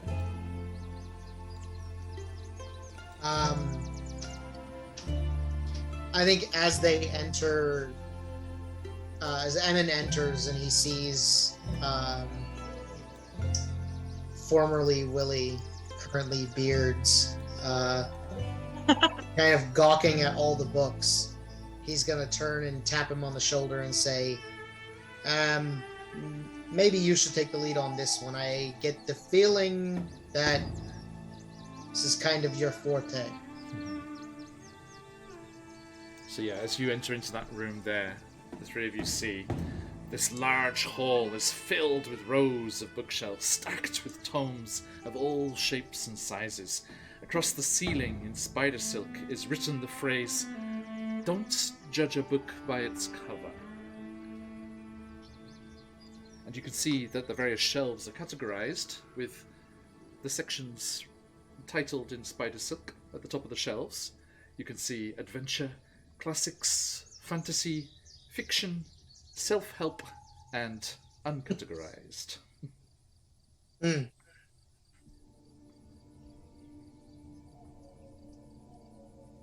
All right.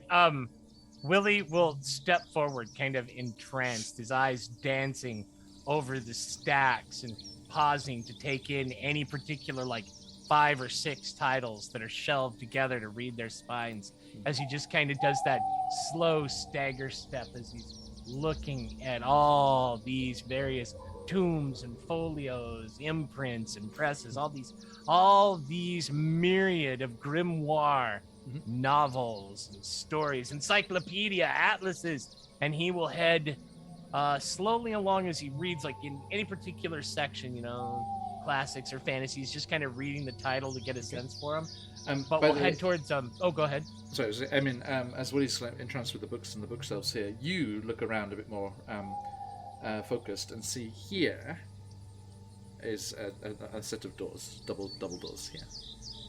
Oh. Okay. So you can't see it with the dynamic lighting, but they're right there. What are you talking about? And then we'll go to uncategorized. Okay. So yeah, you're looking at some of those titles. Yeah. We'll just do the slow. You've been in the library where you read everything in a section. Yeah, I'm just gonna read all of them to get a sense of what's in there. A few things stand out. Okay. In the classics section, you come across a tome called Claretta's Web. Oh, A story about an awakened pig that's saved from slaughter by a friendly spider who writes nice things about it in her webs. Loretta's Web. Yeah. Moving on, in the fiction section, you find a book called Dr. Lorenstein. A gothic story about an eccentric surgeon whose body died many years ago, and they now live as a brain in a jar. In an attempt to reanimate their body, he gives the gift of life to a being of his own creation. The creature is shunned by society as it seeks to learn the meaning of love. Is there a description as I leaf through the pages of the beast or the creature? Yes, a kind of mismatch of cobbled together limbs and Okay. heavy-handed stitching and the like. Seems they had some sort of assistant that helped them create the thing. Okay. So we've got Claretta's Red, the They were ogre. ogre. Okay. Igor the ogre. As you look through that, Willie, just the way that this creature was dealt with and the the general kind of horror of this story puts you on edge. And you become slightly scared and paranoid. And you have an advantage on your next initiative roll. Nice. No, now Turbo, no, you heard me. It was clearly Claretta's web, not Charlotte's web. Don't want the estate of E.B. White coming after the stream. Yeah. I mean, we already know Dan's penchant for the comedy books. Yes. In the Slanty Tower. You discovered that already. Those like the only two that really stood out? Oh, no, or there's were there more. any that... All right, what else is piquant? In the in the fantasy section, you found a very interesting tome, pretty hefty. It's actually split into 3 volumes. It's called Lord of the Fairy Rings. Ah. It tells the story of some halflings who accidentally travel into the Feywild through a fairy ring. They go on an epic quest to throw a cursed bell into a volcano in order to open a portal and return to their homeworld. Nice. Any picture books? Let's have a look.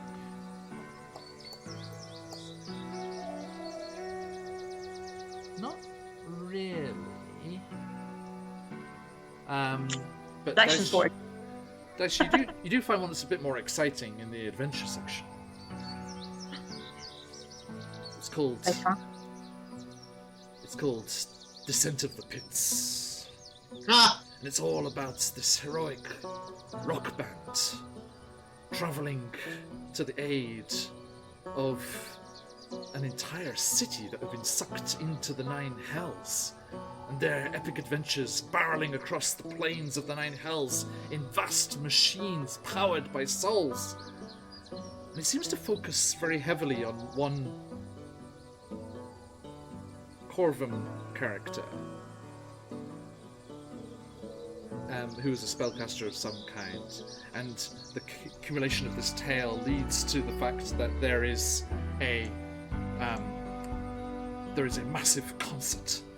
And all of the devils are inspired by this and fight against the demons that are surging down the river Styx, boiling into Avernus itself. And as they're distracted, the band are able to defeat the archdevil in charge of the lair, release the trapped angel, and bring the city back to the material plane. Look, wings. It's got wings, like you. Yeah, but I don't know. If it's an angel, yeah, but it's different. Willie? It's one of them Corvums. They got them, but they can't really use them. You're not the first lover of books to be drawn here. And everyone, do stay tuned to Candlekeep Mysteries, when our Candlekeep Mysteries crew will meet a certain professor in Candlekeep who is in the tender care of the nurses and apothecaries of the library there, as they have completely forgotten who they are. Sorry, Morgan. Interesting. All right. Anything specifically in self-help or uncategorized? Yep. Let's see.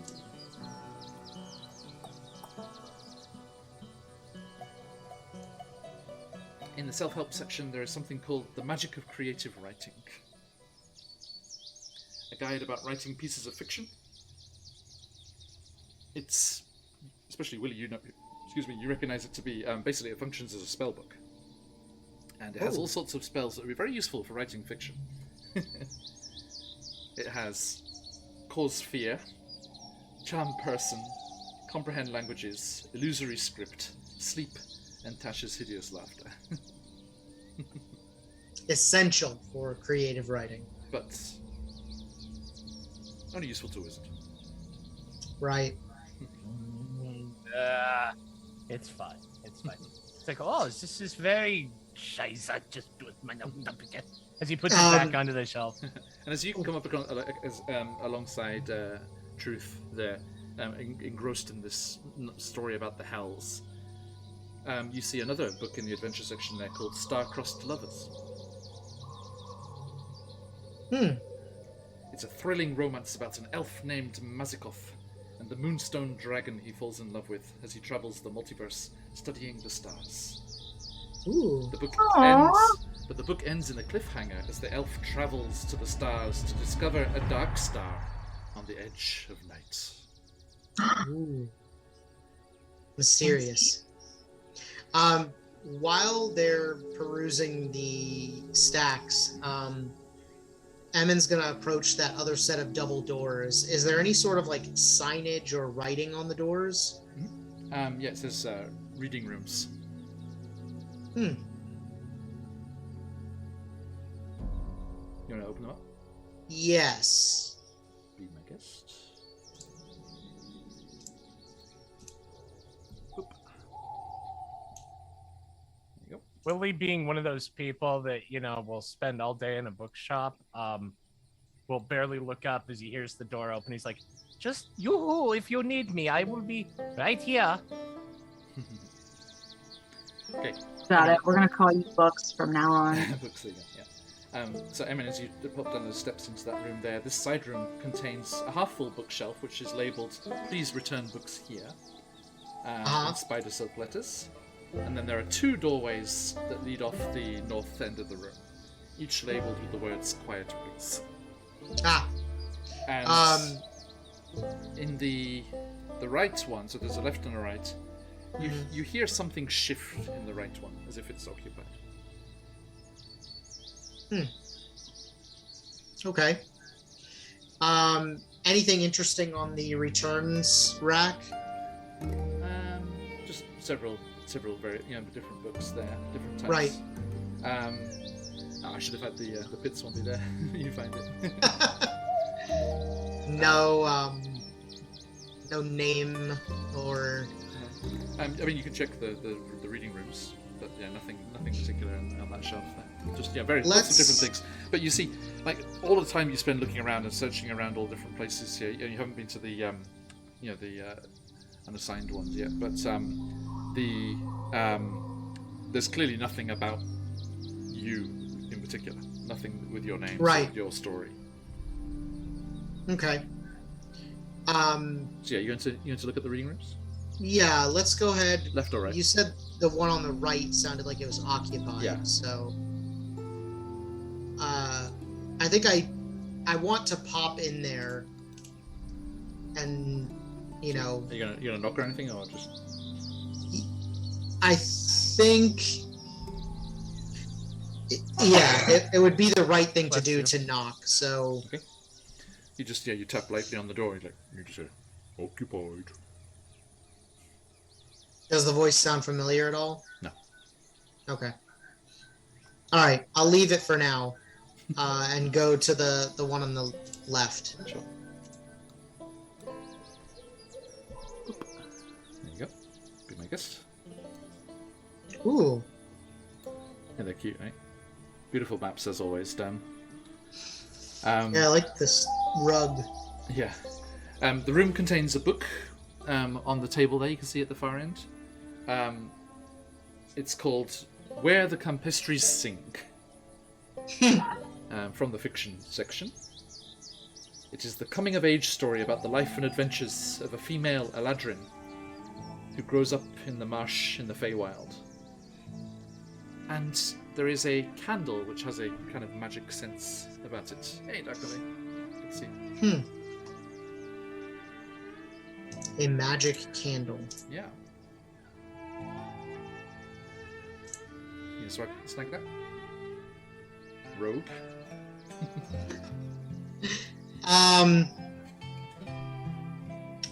I don't know.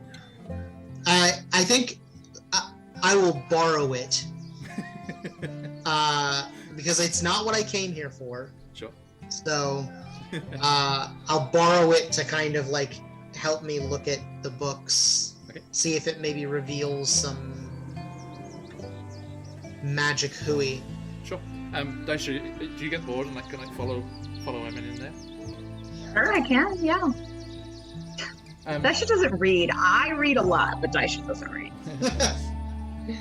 Interesting thing here.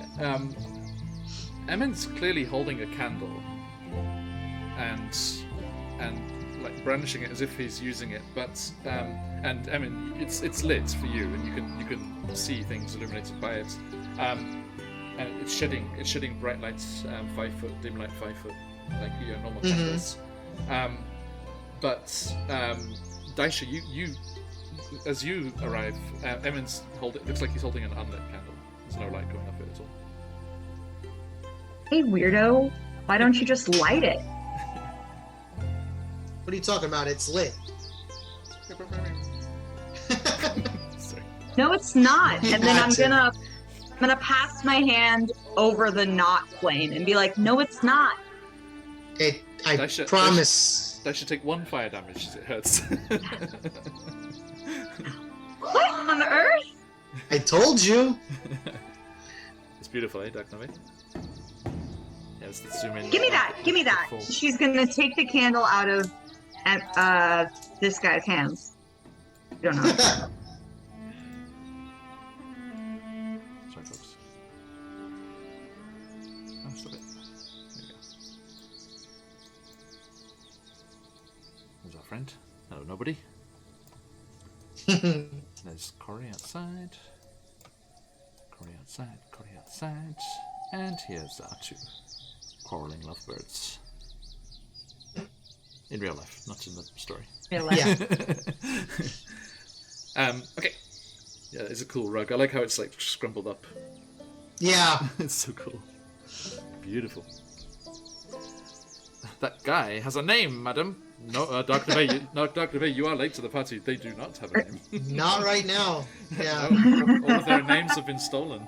But thank you for defending his honor. Yes, indeed. So I'm gonna take the candle from him. So, I mean, I think actually with Daisha's reaction there, you do remember stories of magic candles called midnight candles. And you will remember that as you light them, you need to designate who can see that light. That is so cool. Yeah, and your rogue was just like. Yeah. No, so when Daisha takes it, does she see the light now? No, because as you light it, you have to designate it, so she can't see it until you relight it and choose her. I choose you. Topical. New Pokemon game released the other day. I remember what these are called. It's a midnight candle. They're magic. Right now, only I can see them. But if I were to put it out, relight it, and say that you can use it, and you can see the light, then you would be able to. Well, then give me some. That's not nice.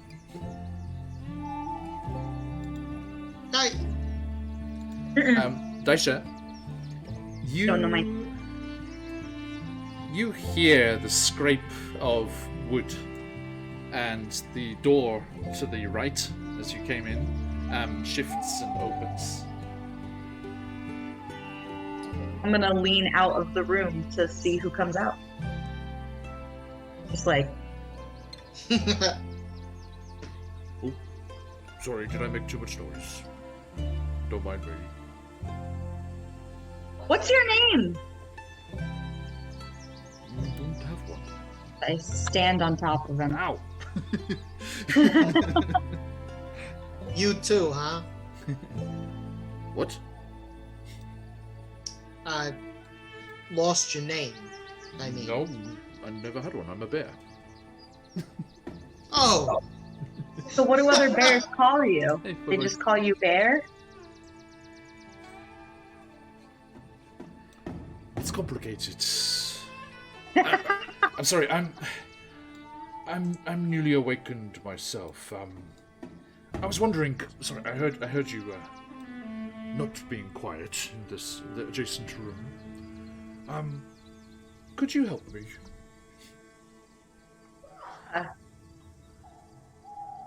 And Daisha, you see that they have a picture book. What is it? What is it? What's it? It's like- What is it? For the past What is it? For the past couple of days, I've been trying to read these words in this storybook. It was in the uncategorized section. And Daisha, you look at it, it's called Where the Feywild Things Are.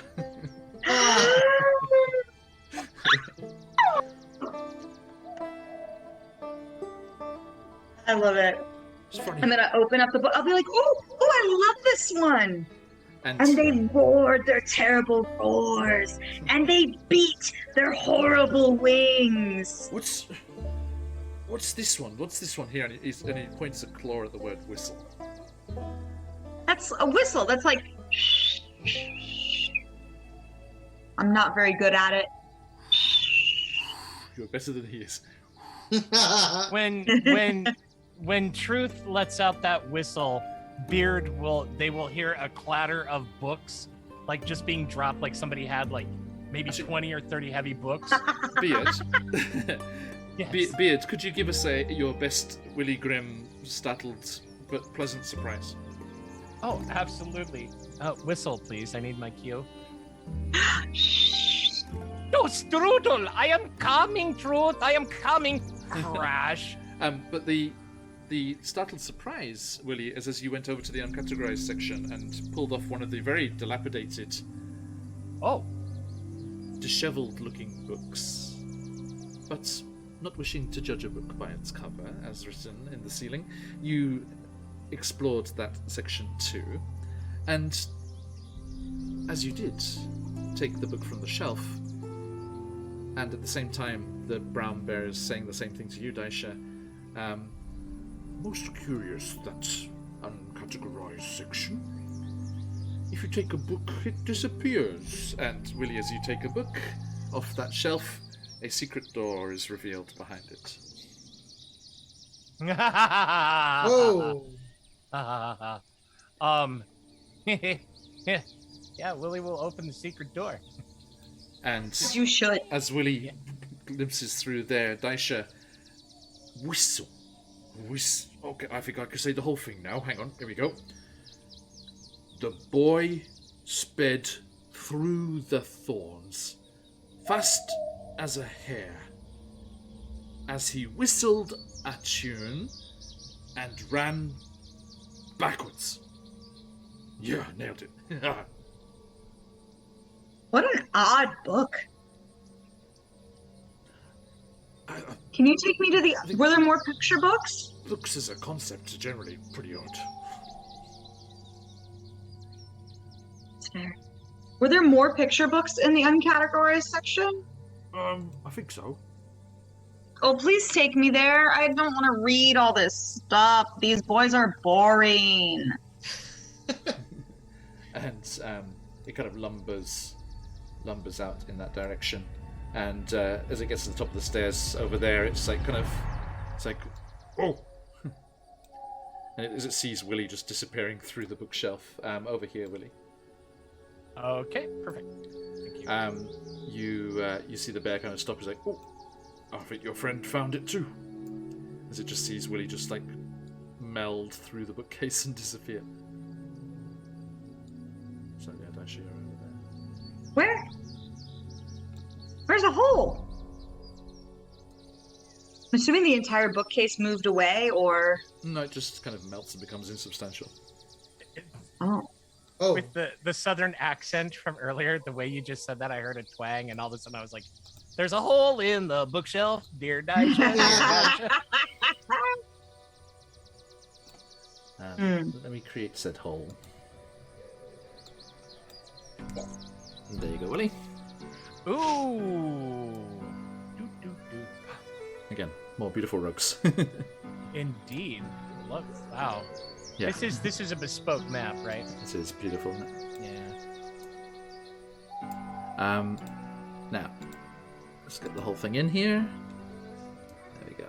Sorry, just getting it nicely sized for people back home. As the sounds of Fable Rise seep through the windows.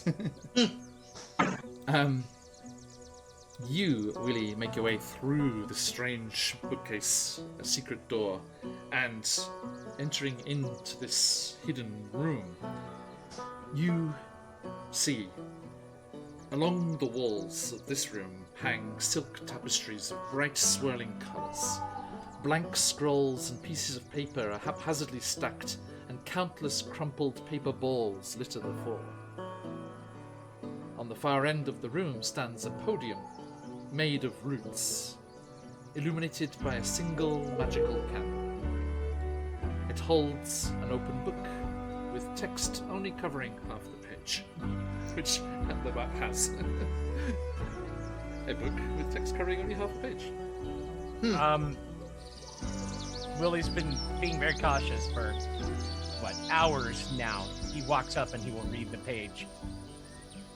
Okay. You see that this is a work in progress.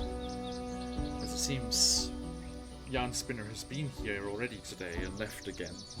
As it says on the top of the story, the wild beyond the Witchlight. And as you look in, it starts as a fairly upbeat tale about the shenanigans of the fair, winning eating contests, pie eating contests, and snail races, and chasing after lost things through a hall of mirrors. It then goes on to talk about defeating a hag in a place called Prismia, and the bold escape from her lair, and the discovery of the ruler of that domain, one archfey named Zabilna, and the disturbing recollections and possibilities of various markings that she has about her person. And there's a sinister overtone and murmurings of abyssal incursions. Everything you dreamed about. Are there also there are things that that we had experienced as well? It's exactly or just what, the dream. Okay. Exactly. Yeah, no, it's exactly what you dreamed. But I think you dreamed more than we talked about. Right? It was basically all the highlights. So it's not like all the highlights. It's not like Willie is reading it and he was reading and he was reading and he was reading. Yeah. Does it? And also, you are mentioned by name in these books, and as you read each name, it comes back to you. All right. Beard, now known as Willie again, will smile and he will say, "Oh, yoo-hoo! Oh, truth! Oh, wings! Come here! I have something to show you." He said the ooh-hoo. All right. Yep, let's go. A mess? A book mess you wanted to show us? Yeah. Daisha, Emin, you need to read the book to remember your names. I'm sorry, who? Your name is Emin, and she is Daisha, and I am Willie. Read the book. He's right. Look. You don't have wings at all. Go on. And she gets behind Emmett and pushes him towards the book. Hey, all right. And Emin will read the book as well. Okay, names come back to you. Huh. Funny how that works. Why would he take them? Not your parents or the goblins. And as you look around, exploring a little bit, you do see another tale, the tale of Terrace Town. And it talks about the candy-creating locals and their meeting with a fairy family and the whole escapade with the Jabberwock poop and the defeating of the tin soldiers and then the overrunning of the town by Scabath and Nightshade. And you get the relevant names back from that as well. Willie will grow pale as all this is going around, and he will start looking around frantically for any book that references by title or whatnot the Hourglass Coven, or specifically looking for Endlin Moongrave, the the next sister because she was the future. And if she could see in the future, her story in the past might tell us what she has seen. Okay, And it you're kind might of give us a hint. hunting Yeah. around in there, and no, sorry, nobody's with you as well. Yeah, he's Yeah, I was gonna say Emin would poke out and yell for nobody, like, "Hey, come here if you want that name back." yeah, he's poking around as well. You're all searching around, looking at the various books, and at one point nobody goes, "Ah, ha, excellent!" And then there is a tearing, slashing, cutting sound as he destroys the book he has just been relieved to find. Right, I'm off to that mushroom circle. Have a nice life. Peace. Nobody, what is your name? None of your fucking business. What a pleasant chap. Whoa! So the book that he destroyed was not the book that had our names in it. No. It was It his was a own story. different book. Yes. It was his own story. He just leaves. He's gone. Okay. Does anybody have mending? I'm very curious now. You can each make an investigation check, or someone can make it with advantage to see if you can piece it together enough to see what it was. Yeah, you know what? I'm curious enough. Emin, like that reeks of mystery. So let's do some investigation. 9. 9. I'm gonna use my advantage crystal. You may. What a 1! Ouch. I don't think we're figuring this out, boys. 23. Okay, never mind. Okay, Daisha gets inspiration from beyond the Feywild. Yeah. Oh, And you, Daisha, I think you have a keen insight into this kind of thing because you'd much rather be told stories than actually read them yourself. This is the story that Jarnspinner read the night before about the heroes of Vala's Call.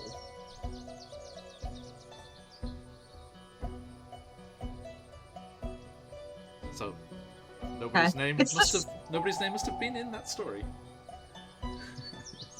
the book from last night.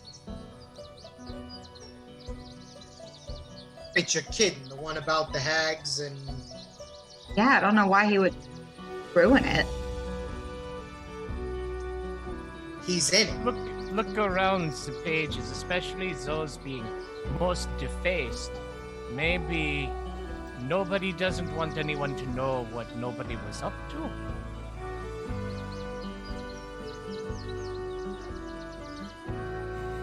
Yeah, can we look through the book again? And see if we can Maybe he find... works for Sibylla. Ah, that is what I am thinking, or someone else. May we try again, John? Check. Alright. Or are we like most parties ever? Like, he really described that chair well. We need to investigate the chair. Let's see here. Colby and Stephanie are just sitting there, just going. 2 seconds. I laugh because that is a real world story from one of my campaigns. They walk into a room that is a desk, a closed window, a chair, and an empty, unlit fireplace. Obviously, go to the desk, try the drawers. Drawers are locked. Pick locks, pull it out or bash it open, find the clue, leave.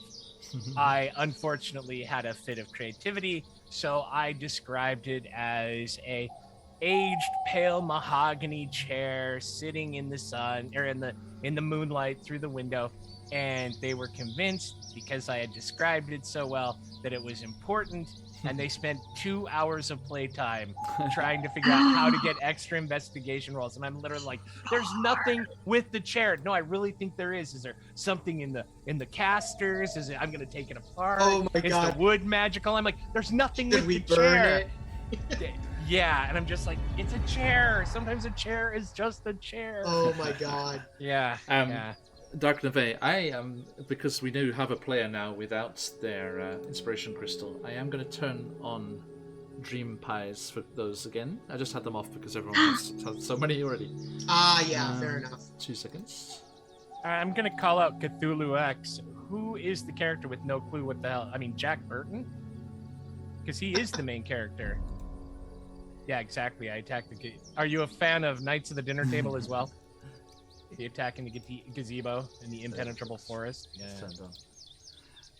Good to have you, Cthulhu X. Welcome in. Okay, welcome to the Wackyverse. Cheers, mate.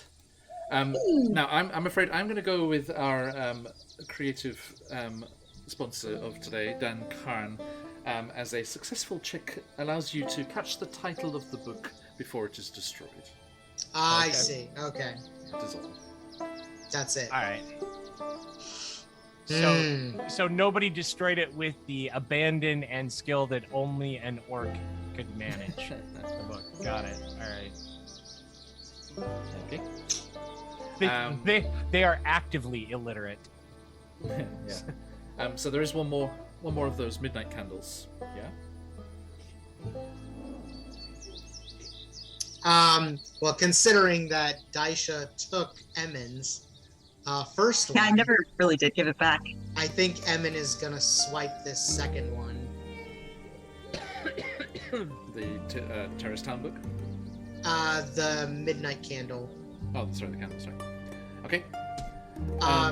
You also think you should take that Terrace Town book so that you can show, so that everybody everyone. can read it. Yeah. Which he's a little wary to take it,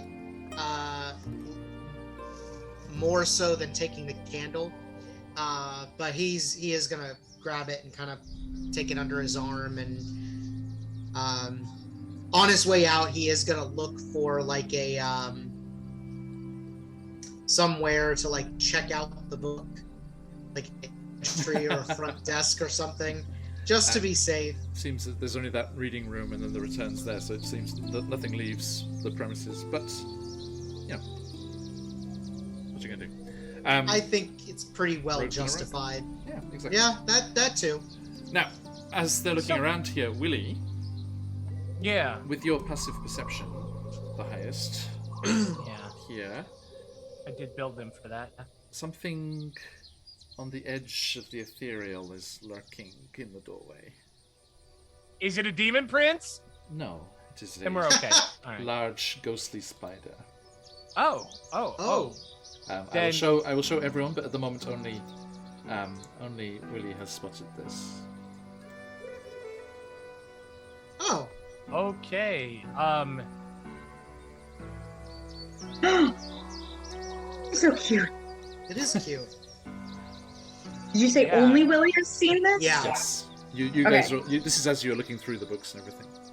Okay. Without reacting, without moving, Willie is going to look at the large ghostly spider and see if it is like with any portion of those 8 eyes eyeballing him, or if it seems to be salivating or doing anything, or does it just look like a smaller version of Tail Spinner? Yeah, yarn spinner. Yarn Spinner, yeah. It is a ghostly version of yarn spinner. Yes. Oh, okay. Then And Willie this is will turn this and is as bow. big as yarn spinner is. Remember, in that picture, they're all animals. They're pretty small animals in front. of Right. Wait. Bring that back up. I'm gonna point something out, though. Bring it. No, he is monstrous. Because look in the foreground. But There those are fairies, though. not like Emin size, medium size. I think they're like pixies and things like you know. Emin's like small. Up in the fable. In the floating islands. Is he that small? Yeah. I He's guess. like- I prefer to think of him as like a giant kaiju. That's much more horrifying. But all right. I mean, he is a massive thing. Yeah, Emin is 2 feet tall. Here you go. Yeah, Willie, just for you. Sorry, I mean, if I can shift you a little bit there. Yeah, move me. No, Wow. So this whole Yeah. time, I could have had There you you go, like there you riding on my arm like a Charlie McCarthy doll. Yeah. Like pull it on your wings and making your head bob up and down. Does that help, Willie? I am Emmett. That's perfect. Thank you. Look, I am Emmett. Holy I now speak children. guacamole. Yeah, so Willie will bow, and in Sylvan, he'll bow and say, We are not alone. It is a pleasure to see you again, Tailspinner. We are enjoying the use of your library and scriptorium. It is a marvelous place. Because that's the Sylvan. The Sylvan. Oh, Phantom, thank you for refreshing Daisha's inspiration. I appreciate it. Thank you. And thanks for the reminder. Sorry, I was busy. Other things. As you address the creature, Willie, it turns and says in Sylvan, "What are you doing? And answer me this. Cut out. You cut out. I only heard some syllables. I heard this, doing this, yeah. What are you doing? And answer me this. Do I need to kill you?" Oh, absolutely not. Great, Faylord. We were here simply looking up our names. You know, we realized we had quite foolishly misplaced them last night, and you said you were going to the scriptorium, and we realized, scriptorium is where information is kept. What a better place to look up our names. You know, we were just learning new facts from your books. We're not taking anything. We come in peace. We will leave in peace. So you know the names are here.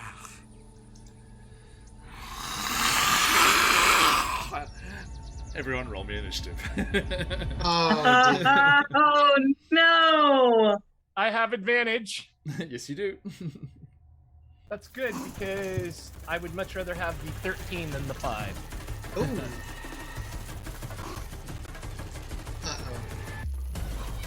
Uh-oh.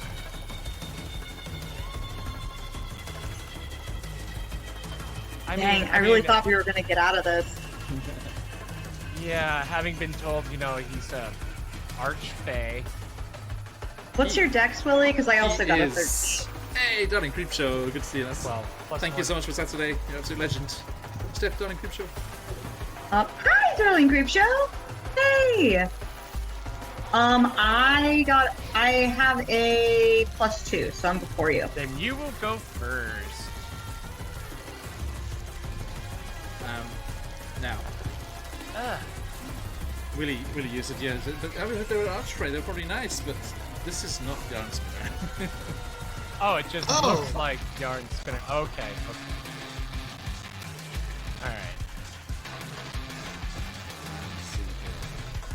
I mean, I am so off balance with this campaign. Good. Nice to mix it up.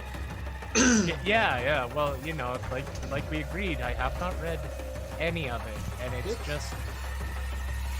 It's a weird feeling, isn't it? That's how I get over. I guess why I get over on Patch's channel when I'm playing that. Right. I get that I'm just whining at this point. No, it's okay. Yeah. And I know the feeling exactly. As you're always the DM, it's just like Yeah, always knowing everything and how things are gonna work out, knowing every nut. It's like, gah! Yeah. I don't like the unknowing. Or wait, yes. You're interested in them? The unknowing. Oh, sorry, I had that underneath the Zoom. That needs to be a 13. There you go. Actually, I'll make it a. There. Now I am behind Dice. There we go. Okay. The spectral last spider one. is fastest Uh-oh. as it leaps towards Daisha, who's right there. Daisha, you are surprised because you did not see this creature. Actually, no, I'll say because I had that conversation with Willie first, so you heard the Sylvan being spoken. You're like, oh, they're being rude. I go, oh shit. As it lunges towards you with its withering bite. Oh. Actually, no. I need you to make a dexterity saving throw, please. Yeah, you do. Yeah, you do. Let's see. All of you, please. As it Oh. unleashes. You know those little spiders that like float on little like parachutes of silk? Yeah. It just unleashes a swarm of those as it casts You mean fairy- like the fairy babies fire. at the end of Carlotta's Web? Yeah. It's a 26 for me, John. Okay. You dodge It's an out of the way. 18. It's an 18 for Willie. 18. It's surprisingly spray Wallop. Okay. 18. God damn it. Ah! Okay. All of you. You need managed to Mason in this campaign. Dodge. Yes. bless This Mason for morning, all those Mason natural was ones rolling- yesterday. It was impressive. He got like 5 natural ones. That is. Don was so pleased. Speaking of natural ones, if you add a 20 to that, is a 21 hit you, Dasha? Yeah, my you know it does. Ooh. Sorry, I've got so many players at different levels. Some of them that would not hit. Quite a few of the players. No way! Friggin' Mike's character, the paladin. Ugh. So armored up. Okay, Daisha, you take 15 necrotic damage. Oh, Oh. off to a strong start here. Dang. And Okay. I'll be generous here. Let's spread the love. Eminent comes charging into the room towards you. Also goes to bite you. Oh, okay. So generous. Okay. That is a 24. Yeah, that'll hit. And that's going to be 14 necrotic damage. Okay. Almost half my HP in one shot. Good to know, good to know. Okay. And that brings us to you, Emily. Okay. So, I think what I'm gonna do here is, I don't want to. I really don't want to damage anything else in here, but I'm gonna see if I can like catapult something at it. Okay, sure. So I'm gonna cast catapult. Like an inkwell or something? Yeah, like an inkwell or a, I don't know, an empty basin or something. Yes. Lord Kosh is saying, don't feel bad for Mason. He got all those natural ones, but then killed the big bad with a cantrip.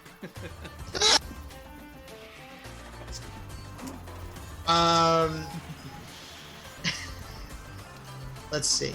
Okay. That was one of those perfect fights where it just came right down to the wire, but he still succeeded. It really did. I was like, Death was imminent. yeah, Mason was the only one up. Oh my god. Yeah, it was bad. Everyone was unconscious. So it's a dex save of 13. Dex save of 13. That's only a 12. Okay. So it's gonna take. Ooh, not bad on the damage roll either. 14. Is this bludgeoning? Yeah. 14 bludgeoning damage. Okay, 2 seconds, sorry.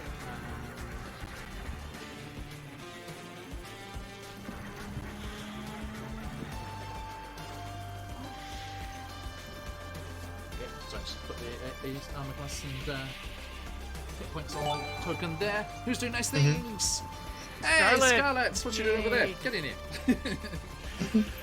Okay. It was 20 minutes to the Good seeing us. And thanks for that sub. Thank you. So that was bludgeoning, yeah? Yes. Okay. Do we have any resistances here? Yes, they do have resistance to that. Ah, So, sorry, you said 13? 14. 14, so down to 7. Okay, as the inkwell slams into their side there. Could it be like a rolled up scroll or something, and nice. then maybe it wouldn't be so resistant? Bludgeoning is bludgeoning, sorry. Yeah, I know. Yeah, nobody's resistant to paper cuts. Okay. Anything else in your turn? Yeah, I think I'm gonna try to. I want to get out of this room, so I'm gonna bonus action disengage, and I know that, like, so. Can I fly through this? Only because you have your wings, yes. Right. So, is it considered difficult terrain? No, because just go up and over. Okay. It's 5, 10, 15, 20. Like, probably just like right here. Okay. And that'll be my turn. Gotcha. Daisha. What do you Yes, I'm going to rage. have? Zoomies! Whee! And that means I get to roll, and I hope I get something other than teleport. Yeah. Good one. It's a good one, but I want to. Oh my god! I think I just got it again. I just got it again. Oh my god. I got it again. It's nuts. That's insane. Okay. I've only ever used 2 of them because I keep getting teleport. Okay. Let's go. So I am going to go ahead and do the Warhammer pop pop. That's going to be 18 to hit, Stop it. and that's going to be 8 plus 2, so 10 bludgeoning damage. No magical, right? Yes, it's a +1 Warhammer. Doesn't Oh, no, so that's magical. okay? It is magical. So full, I did you add the +2 for the raging? yes, so it's 10 altogether. And then I am going to. Sorry, you're rolling it. I'm sorry. You rolled a. What? You're using it two-handed or one? I'm using it two-handed, so I rolled the 10, 1d10 instead of 1d8. Yeah. And what did you get on the dice? I got 4, and Yeah, so that's right, yeah. +4, it's 8, and then the +2. Yep. yeah. Cool. Okay. Sorry, I didn't want to miss out on any damage. No, it's okay. And I am going to teleport over here to Lily. Gotcha. Thank you. And speaking of, Willie.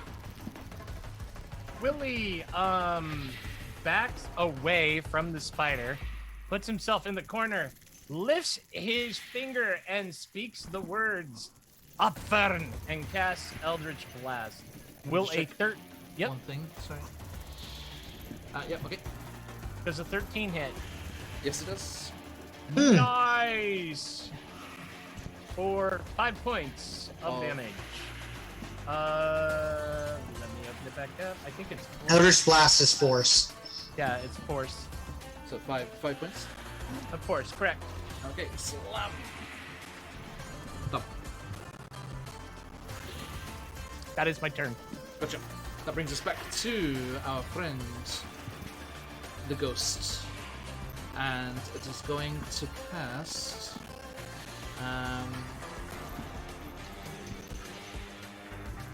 Let's see.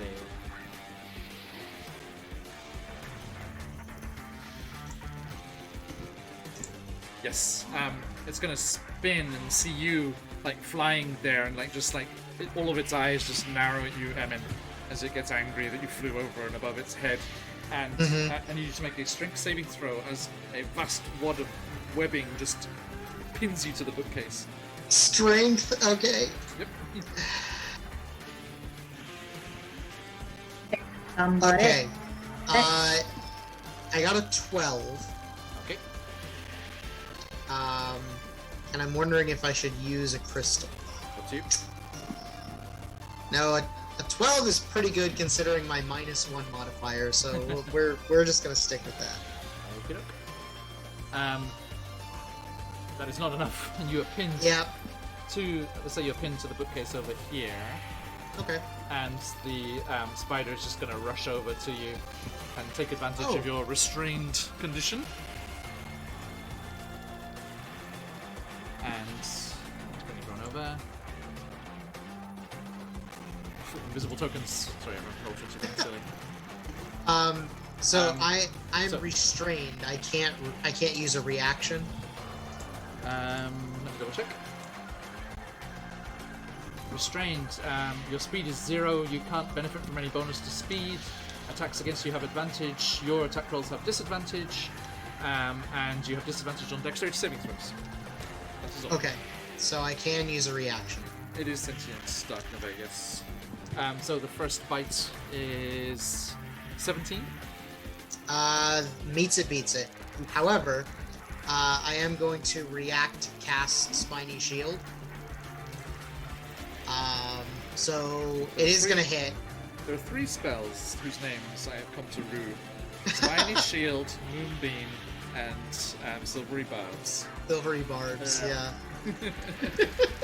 Sorry, it's just because it just happens all the time.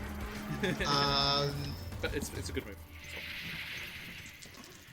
So I'm going to roll 2d4. So it still hits. Okay. So just tell me what the damage is. It's and it's is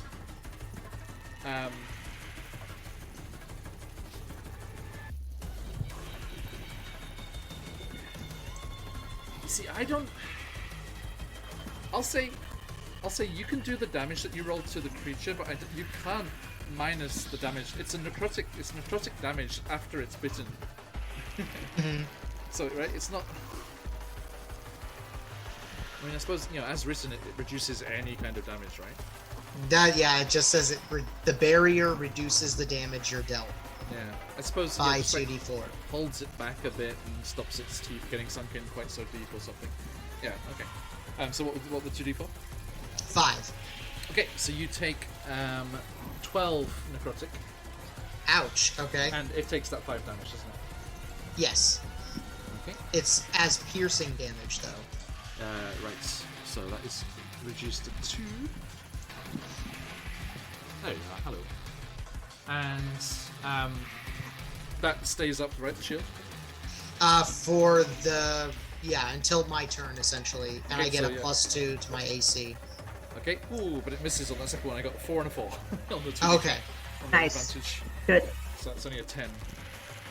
Okay, so it misses on that second bite, and it's your turn. Okay. So I am restrained, so I'm gonna try to break out. Just a moment. Sure. You can repeat the success at the end of your turn. So if you're going to do anything else, do that first.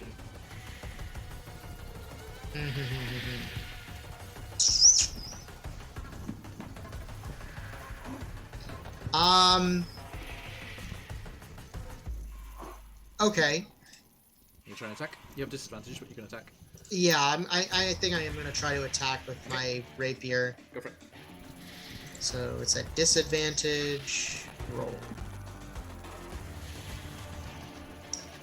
Well, that's a natural 1, so it's 9. If you're going to focus on those phoenixes fly, that's not enough, I'm afraid. Okay, anything Yeah. else? No, I think that's gonna be it. Okay, Daisha, Emin is in dire straits. For dire straight famine. Oh, can I try to break out at the end of my turn? Yeah, sorry, strength saving throw. Strength saving throw. Does a 17 get me out? It does. Okay. You escape. Cool. But that's the end of my turn. So Okay. Let's see. I am going to go ahead and teleport. Pretend I'm not running this way. Pretend I just Becoming popped over here. K-pop idol now. Pop, pop, pop. Okay. I popped over here next to Emin, and I'm like, can you get it together? And I am going to take my Warhammer, which is going to be a natural 1. Oh, Not, your team appreciates her efforts. You're going to focus on fly. I'm going to tell Mason that his disease is contagious. No. And Attack of the onesies. that's going to be it. I do have 2-weapon fighting, but I've been attempting to get a second weapon this whole time, so Gotcha. it's going to be it for me. I sang it, love. Okay, done. Villigrim. Everyone has disappeared into the library. You're concerned for the books all right. more than Willie, Emin. before he moves, Willie will look out of the corner of his eye at the book right next to him and see if the battle is being written as we are fighting it. It is not. All right, then Willie will truck 30 because you knew he was going next for his Inkbot. All right, and then seeing the big spider, he will say once again, "Up then!" and let loose with Eldritch Blast. Okay. 14 hit last time. Yep.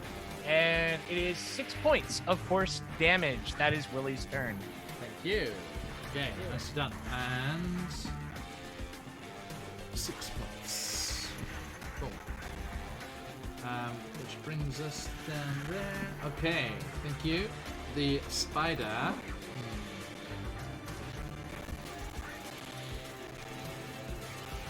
It is going to.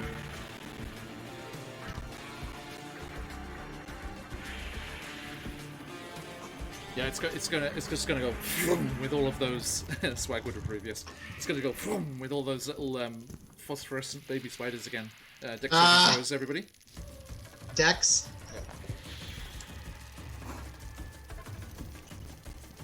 Oh, bullshit. Another natural one. I'm using a crystal. I'm using a crystal. Okay. Insanity, honestly. Oh, cool. A 4. Thank Dirty you. 20. Sorry. So I got an 11. Okay, Willie. I was hoping you'd forget. 12. Okay, the two of you are illuminated as these little glowing spiders crawl all over your flesh. And as I leave you with that image, it goes to try and bite Emin and his illuminated self with advantage. Yeah, yep. Couple of That sounds like times. fairy fire to me. Indeed. Oh, it's only a 13, no? Okay, that isn't gonna miss. And the second bite, natural 20. Of course. So that is going to be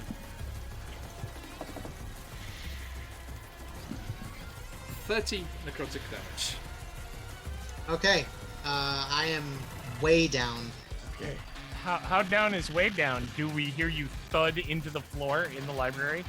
He's unconscious, right? Yeah, I'm unconscious. Oh, That was very close, though. Okay. Was that close to your minus max? It put me at minus 20, so What's your max? 36. X. Okay. Too close for comfort. No worries, Void. Good to see you. Okay, so yeah, Emin goes crunching down into the soft carpets there. Oh, look at that! It's your turn, Emin. What part of your past life rushes before your eyes? I'm gonna say the minor amount of relief that he felt when he got, followed everyone into this place, into Fable Rise, and that they were away from Skabatha and that they were safer. And we'll just leave it at that. Okey-doke. And as that passes by there, that brings us to Daisha. Can I attempt to free Emin? I'm not restrained. I'm sorry. He's just Thud, unconscious. thud. Free him from unconsciousness. Could do that. Yeah, I didn't know if he was still... Makes sense, he's out of it now. Okay. Or hammer then. I don't know why I'm echoing or where it's coming from. It's okay. Or if it's just... 10 to hit, so I do not. Okay.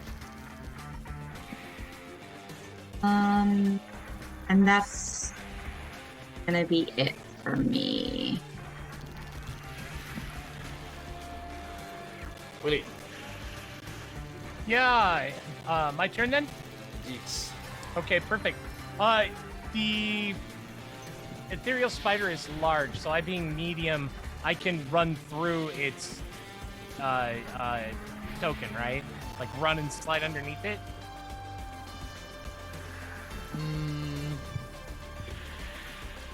But I have to make a roll, and will that take my action?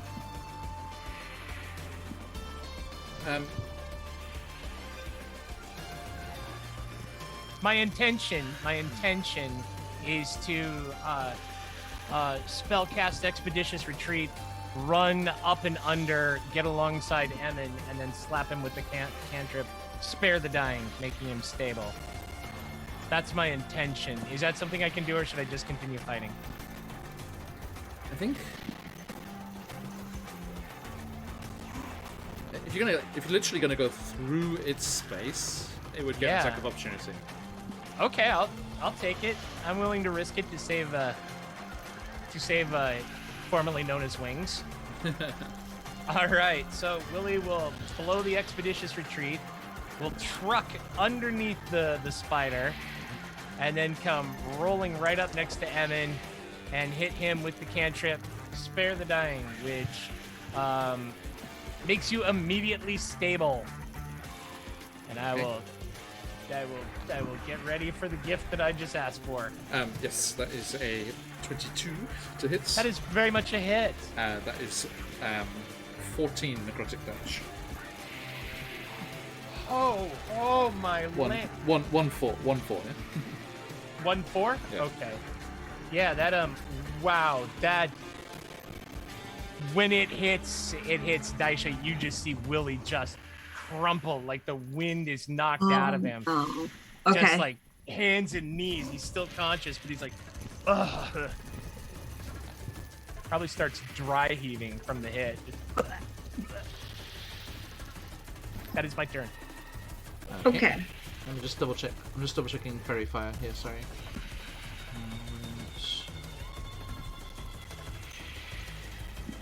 Oh, it's not concentration. Okay. Is it not? No. It is on my spell list. Concentration up to a minute. Yeah, same. Yeah, in D&D Beyond it doesn't say concentration.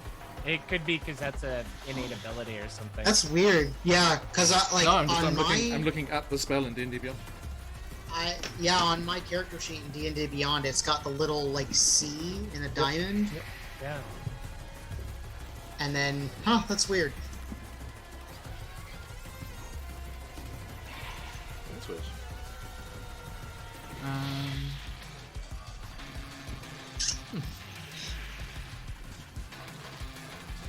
Alright. I mean, I'll go with your guys' version. I think that's right. Okay. So, let me put that on them.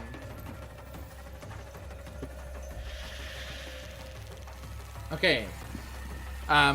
So, as Willie charges through, takes a vicious bite, and the necrotic stain seeps through their flesh, but Emin is stable. And let's see, my friend.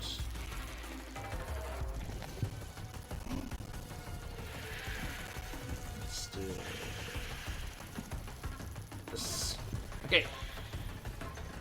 Done. Right. That's your turn, right, Willie? Correct. Okay. The spider is gonna go. You failed your. You are illuminated by the thing, right? Willie was, yeah. I was, yes. Okay. So it goes to bite you. Actually, it's gonna. Daisha, make me a strength saving throw. Yep. Misses Willie with only a 14. Right? Nope. Willie is the 13. Willie is the 13. 13. Hey. Yeah, no, it's a 13, so that hit. So Okay. how much? And what did you get, Daisha? 13. Okay, so Daisha, you are just pinned to the bookshelf as it webs you up before it goes to bite Willie. Willie, you take... Ooh, terrible roll. You take 7 necrotic damage. Guess how many hit points I had left? 7? I had 6. Ah! Oh my god. I don't know what I'm gonna do. Because Daisha's... I've got the little death save bubble on my character sheet now. Oh, and now comes the anxiety of having you roll. Oh god. Emin, Okay. you are unconscious. Yep. Daisha, Mm-hmm. what did you do? I am going to come over here and pick up Emin. You are restrained. Yes. I am going to... I didn't... As I missed. Sorry, I was looking at my. Yeah, just go back to your dice. Can I just teleport out? Oh yeah. Oh. Damn it. I'm gonna just teleport out over here. And that's a bonus action. So I'm going to pick up Willie. Try and And stabilize him. yes, I forget that I can do that without a medicine kit. Yes. I feel like that's just Daisha sticking a finger in the hole. You know, just like in the big hole that's stabbed in his shoulder. Don't die! I got an 8, but I believe I have a crystal, You do? so I'm gonna re-roll that. That was a medicine check, yeah? Yeah, For me? a sad Aw. one. Aw. I got okay. So this is really annoying. Both times D&D Beyond like rolled the dice into a corner, so it was like 15, but it came up as a 7, and that one showed a 19, but it came up as a 9. So I got a 10. Oh, well, 10 is the number, so you do Oh, stabilize perfect. Willie. Good. Woo! Willie stabilized. Fantastic. And that's gonna be my turn.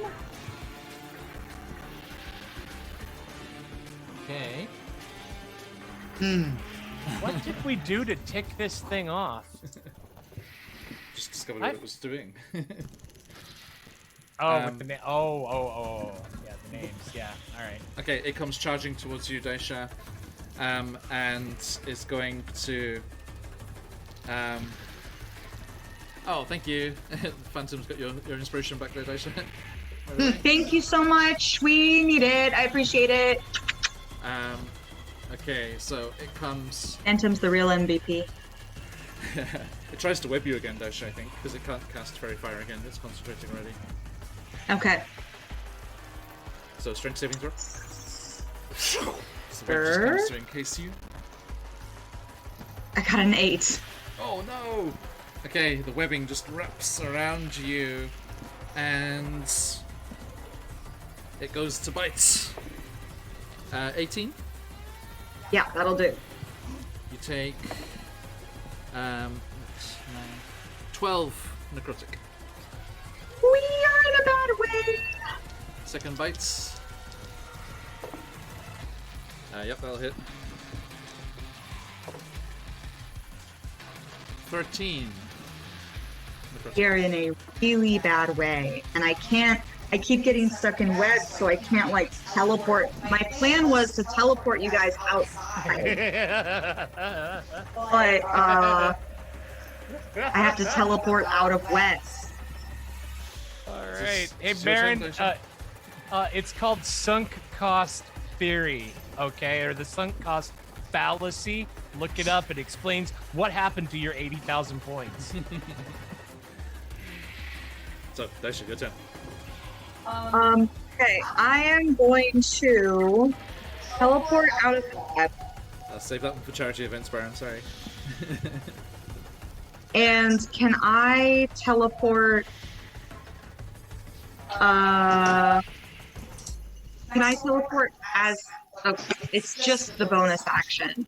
Are you guys getting that echo, or is it just me? Yeah, we can hear it. We're getting it. Run away. Run away. Save yourself and come back for us. Run away. Yeah, that's better. Okay. I am going to. Yeah, I am actually going to teleport outside and see if Kore can heal me real quick.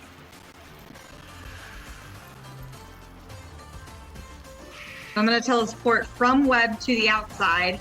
The door is locked.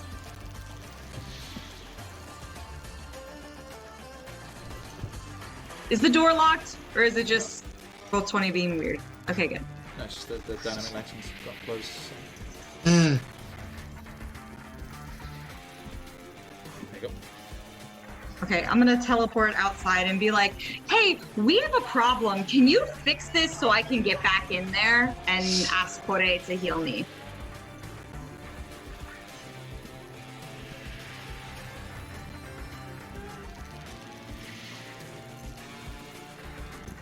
I mean, we're gonna be, I can't even stay in there to heal Emin right now because we gonna be dead. Dead. except for Willie, who will wake up in 2 to 3 hours. Just fine.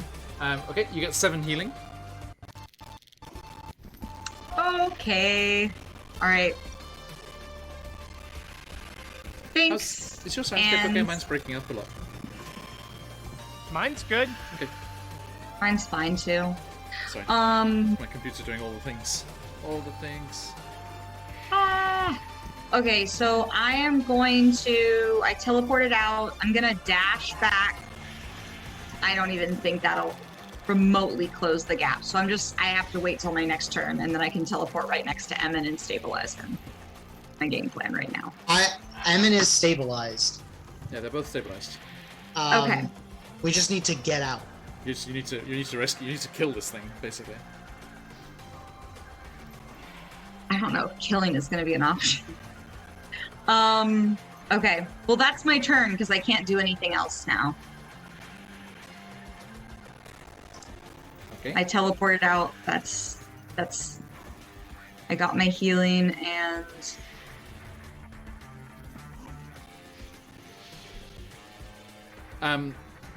Willie, Emin, Yeah. in your unconscious state, you are unaware of the vibrations in the floor and the large, angry, growling sound as an awakened brown bear says, "The sign says be quiet!" And you see as Daisha was raging over by the creature, the spider inadvertently wrecked the picture book that the bear had been reading. Oh no. So, it lunges towards the spider, charging into combat with it. Here's your kaiju for Oily. The AC of the spider was 13. Okay, it goes to bites. 21. Oh my god. That is 8 piercing, and the claws also hits for 13 slashing, so it's a total of 21 reduced, right? Yes, reduced, but still 10 damage.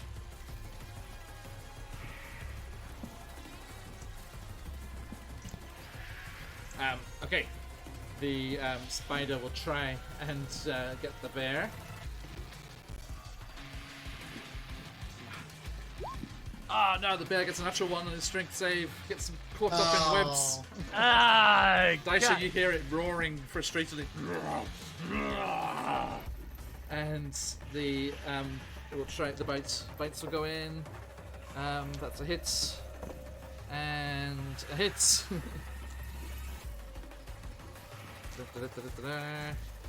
All of these. That is going to be 10, 14, 20 damage. Oh my god. Okay. Daisha, your turn. Okay, I am going to teleport back. Okay. Trying. Hold on. I hit a wall. I hit a bookcase. Okay, I am going to pick up Willie. As you come back, And- you see the brown bear, this friend of yours, this reading buddy of yours, tearing into the creature. It's like, and he turns as you appear next to it. It's like, "He destroyed our book!" And you see the spider looking very worse for wear. Okay, I will go ahead and go in then. I am going to go in with the Warhammer 15 to hit. It's Okay, that is going to be nice. 16 bludgeoning damage. okay. And that's me.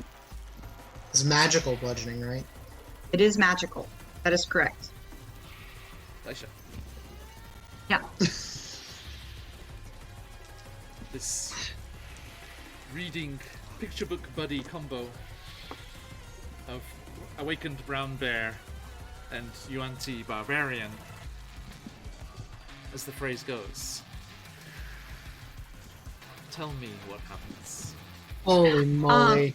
As Daisha comes in and she sees the brown bear going at it, her intention was just to get the boys out. But seeing the spider limping on 4 of its 8 legs, she's gonna take the warhammer and come down on its. Let's see. Come down on its head, and as she comes down on its head, like its eyes bulge and just explode from its face. But it's ethereal, so it's and then it just explodes out, and then as the magic It's damage dust. like into the thing, and just wisps away, and the spider silk falls off the brown bear, who kind of limps. He's got one of those like those terrible things where like an animal with just like one lame leg, it's just like. Oh. He's like pouring at the remains of the picture book on the floor. He's like, for our book. So sad. I just picture the bear like leaving and muttering about going to have to evict. Charlie. Uh-oh. I thought it was us. I was like, oh, Yeah, God. I got worried for a second. I was like, oh, not again. Charlie. Yeah, something to tell us. It's a good freeze frame, though. This is not bad. No. Serious. Okay. Bummer. So, everyone else. Yes. Hello. As this creature disperses, Corey. Oh, power outage. Oh wow. Okay. We shall leave him there. It's a nice freeze frame, and it keeps the awareness. Corey arrives. Oh, there he goes. There it went. I knew as soon as you said it, I was like, As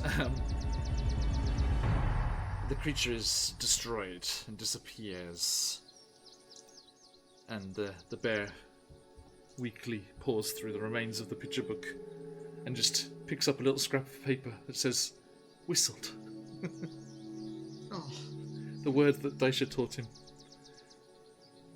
And picks it up in his mouth and just like kind of limps out. And you hear from beyond the doors Corey saying, "Adonius, please, I'll be fine. Just let me." Battles her way out of Adonius's protective clutches, and Goodberries, Willie, and Emin. Oh my God. And you are brought back to consciousness. Oh. And as you return to us, you have your names. And you bluster out into the clearing in the woods of Fable Rise. And you meet Yarn Spinner coming the other way. Coming towards Naturally. the scriptorium. Mm-hmm. Good morning, my friends. I had some most interesting revelations during the evening. I cannot wait to write them all down. I made a start, but was called away on something. An errand. Yeah, about that. I think we have something that we wanted to talk to you about. What's the matter? Are you aware of the ghost that's taking people's names? I beg your pardon? Well, you know, in the interest of full disclosure, we spent some time perusing the scriptorium, and we were attacked. And you describe how the story that Jan Spinner was writing, and let's assume you succeeded in a insight check. Completely wholeheartedly believes that they thought up for themselves, and thinks that all of these stories they are thinking up for themselves. Ah, okay. And once they discover that these ghostly entities of themselves are doing this and stealing the lives and stories of people visiting, he's very, very perturbed, and he says, This is clearly the effects of the hag's corruption bleeding over from Prismere. I apologize for your inconvenience. Your family and friends from Terrace Town are welcome to stay here in safety. But I shall be rooting out these ethereal entities and decoupling Fable Rise from Prismere to avoid any further corruption. Well, do not fear, we will still be in the Feywilds, and you will be able to find us, especially with your family connection. But they will be safely away from the hags. thank you, Jan Spinner. It means a lot, especially after the beating we just took. My pleasure. The least I could do. In fact, let me do this too. And they start to weave and wind something together. And they... let me see here. Yeah, it says here, once the ghost is destroyed, Jan Spinner immediately awakens and seeks you out.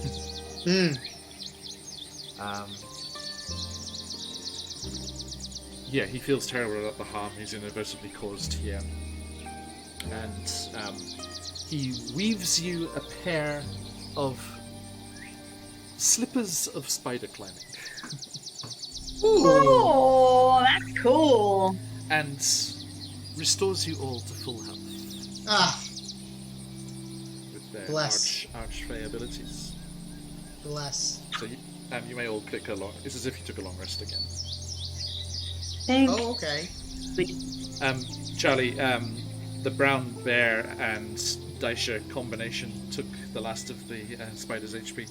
Daisha got the. Tell me what happens. And Charlie. and yes, so Emin, you have a. I'll make an item. I don't think this exists. I mean, there are boots of spider climbing or something, which you could just. I Put think there so, instead. yeah. Yes, while you wear these light shoes, you can move up, down, and across vertical surfaces and upside down along ceilings, while leaving your hands free. You have a climbing speed equal to your walking speed, but they don't work on slippery surfaces such as ice or oil. Ah, okay. So, you bid your parents farewell? Yeah. Oh, I mean, I'm so glad I can call you that again. Find your brother. Make sure he's okay. And you show that hag a little pastiche. You know I will. Thanks, and you guys will be safe here. We will. We'll get things all set up, get these goblins settled. You should write more. I know I should. I should do a lot of things more, but I'll see what I can do. Cross-realm communication might be a little bit, Excuses. Well,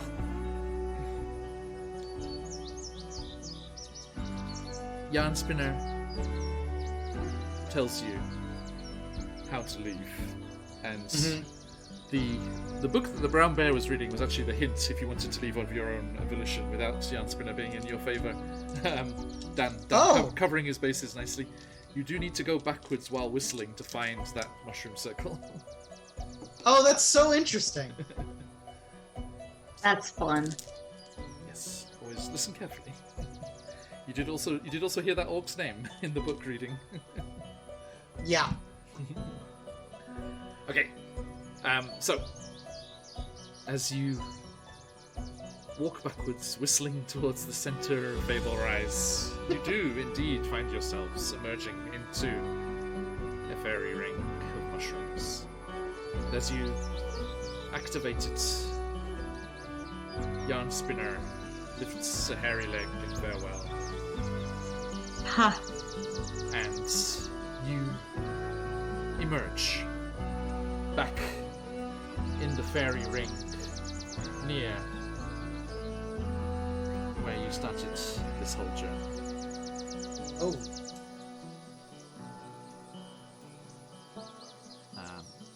Let's see. Actually, I'll say it brings you to this one here. You emerge in this. Okay.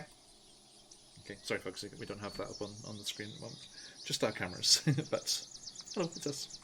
Okay, so yeah, you emerge up there, safe and sound, and are ready to continue your journey north, or up, I should say, towards the hideout of the Getaway Gang and your brother. And we shall leave things there. A massive thank you to everyone who joined us. A few first times in chat as well. Lovely to have you. Yeah. If you're not already, please do give us a follow and jump into our followers Discord, where you can get all the news, share your projects, help influence what's going on the channel as well. And we will return next time. We do have a session next week. We are off on Thursday, but we are here on Friday for me. So we shall see you next time for that. And last chance, everyone, if you want the chance to win this encounter that we have played through today, Forgetting Fable Rise, you can have your chance if you put !enter in chat over there.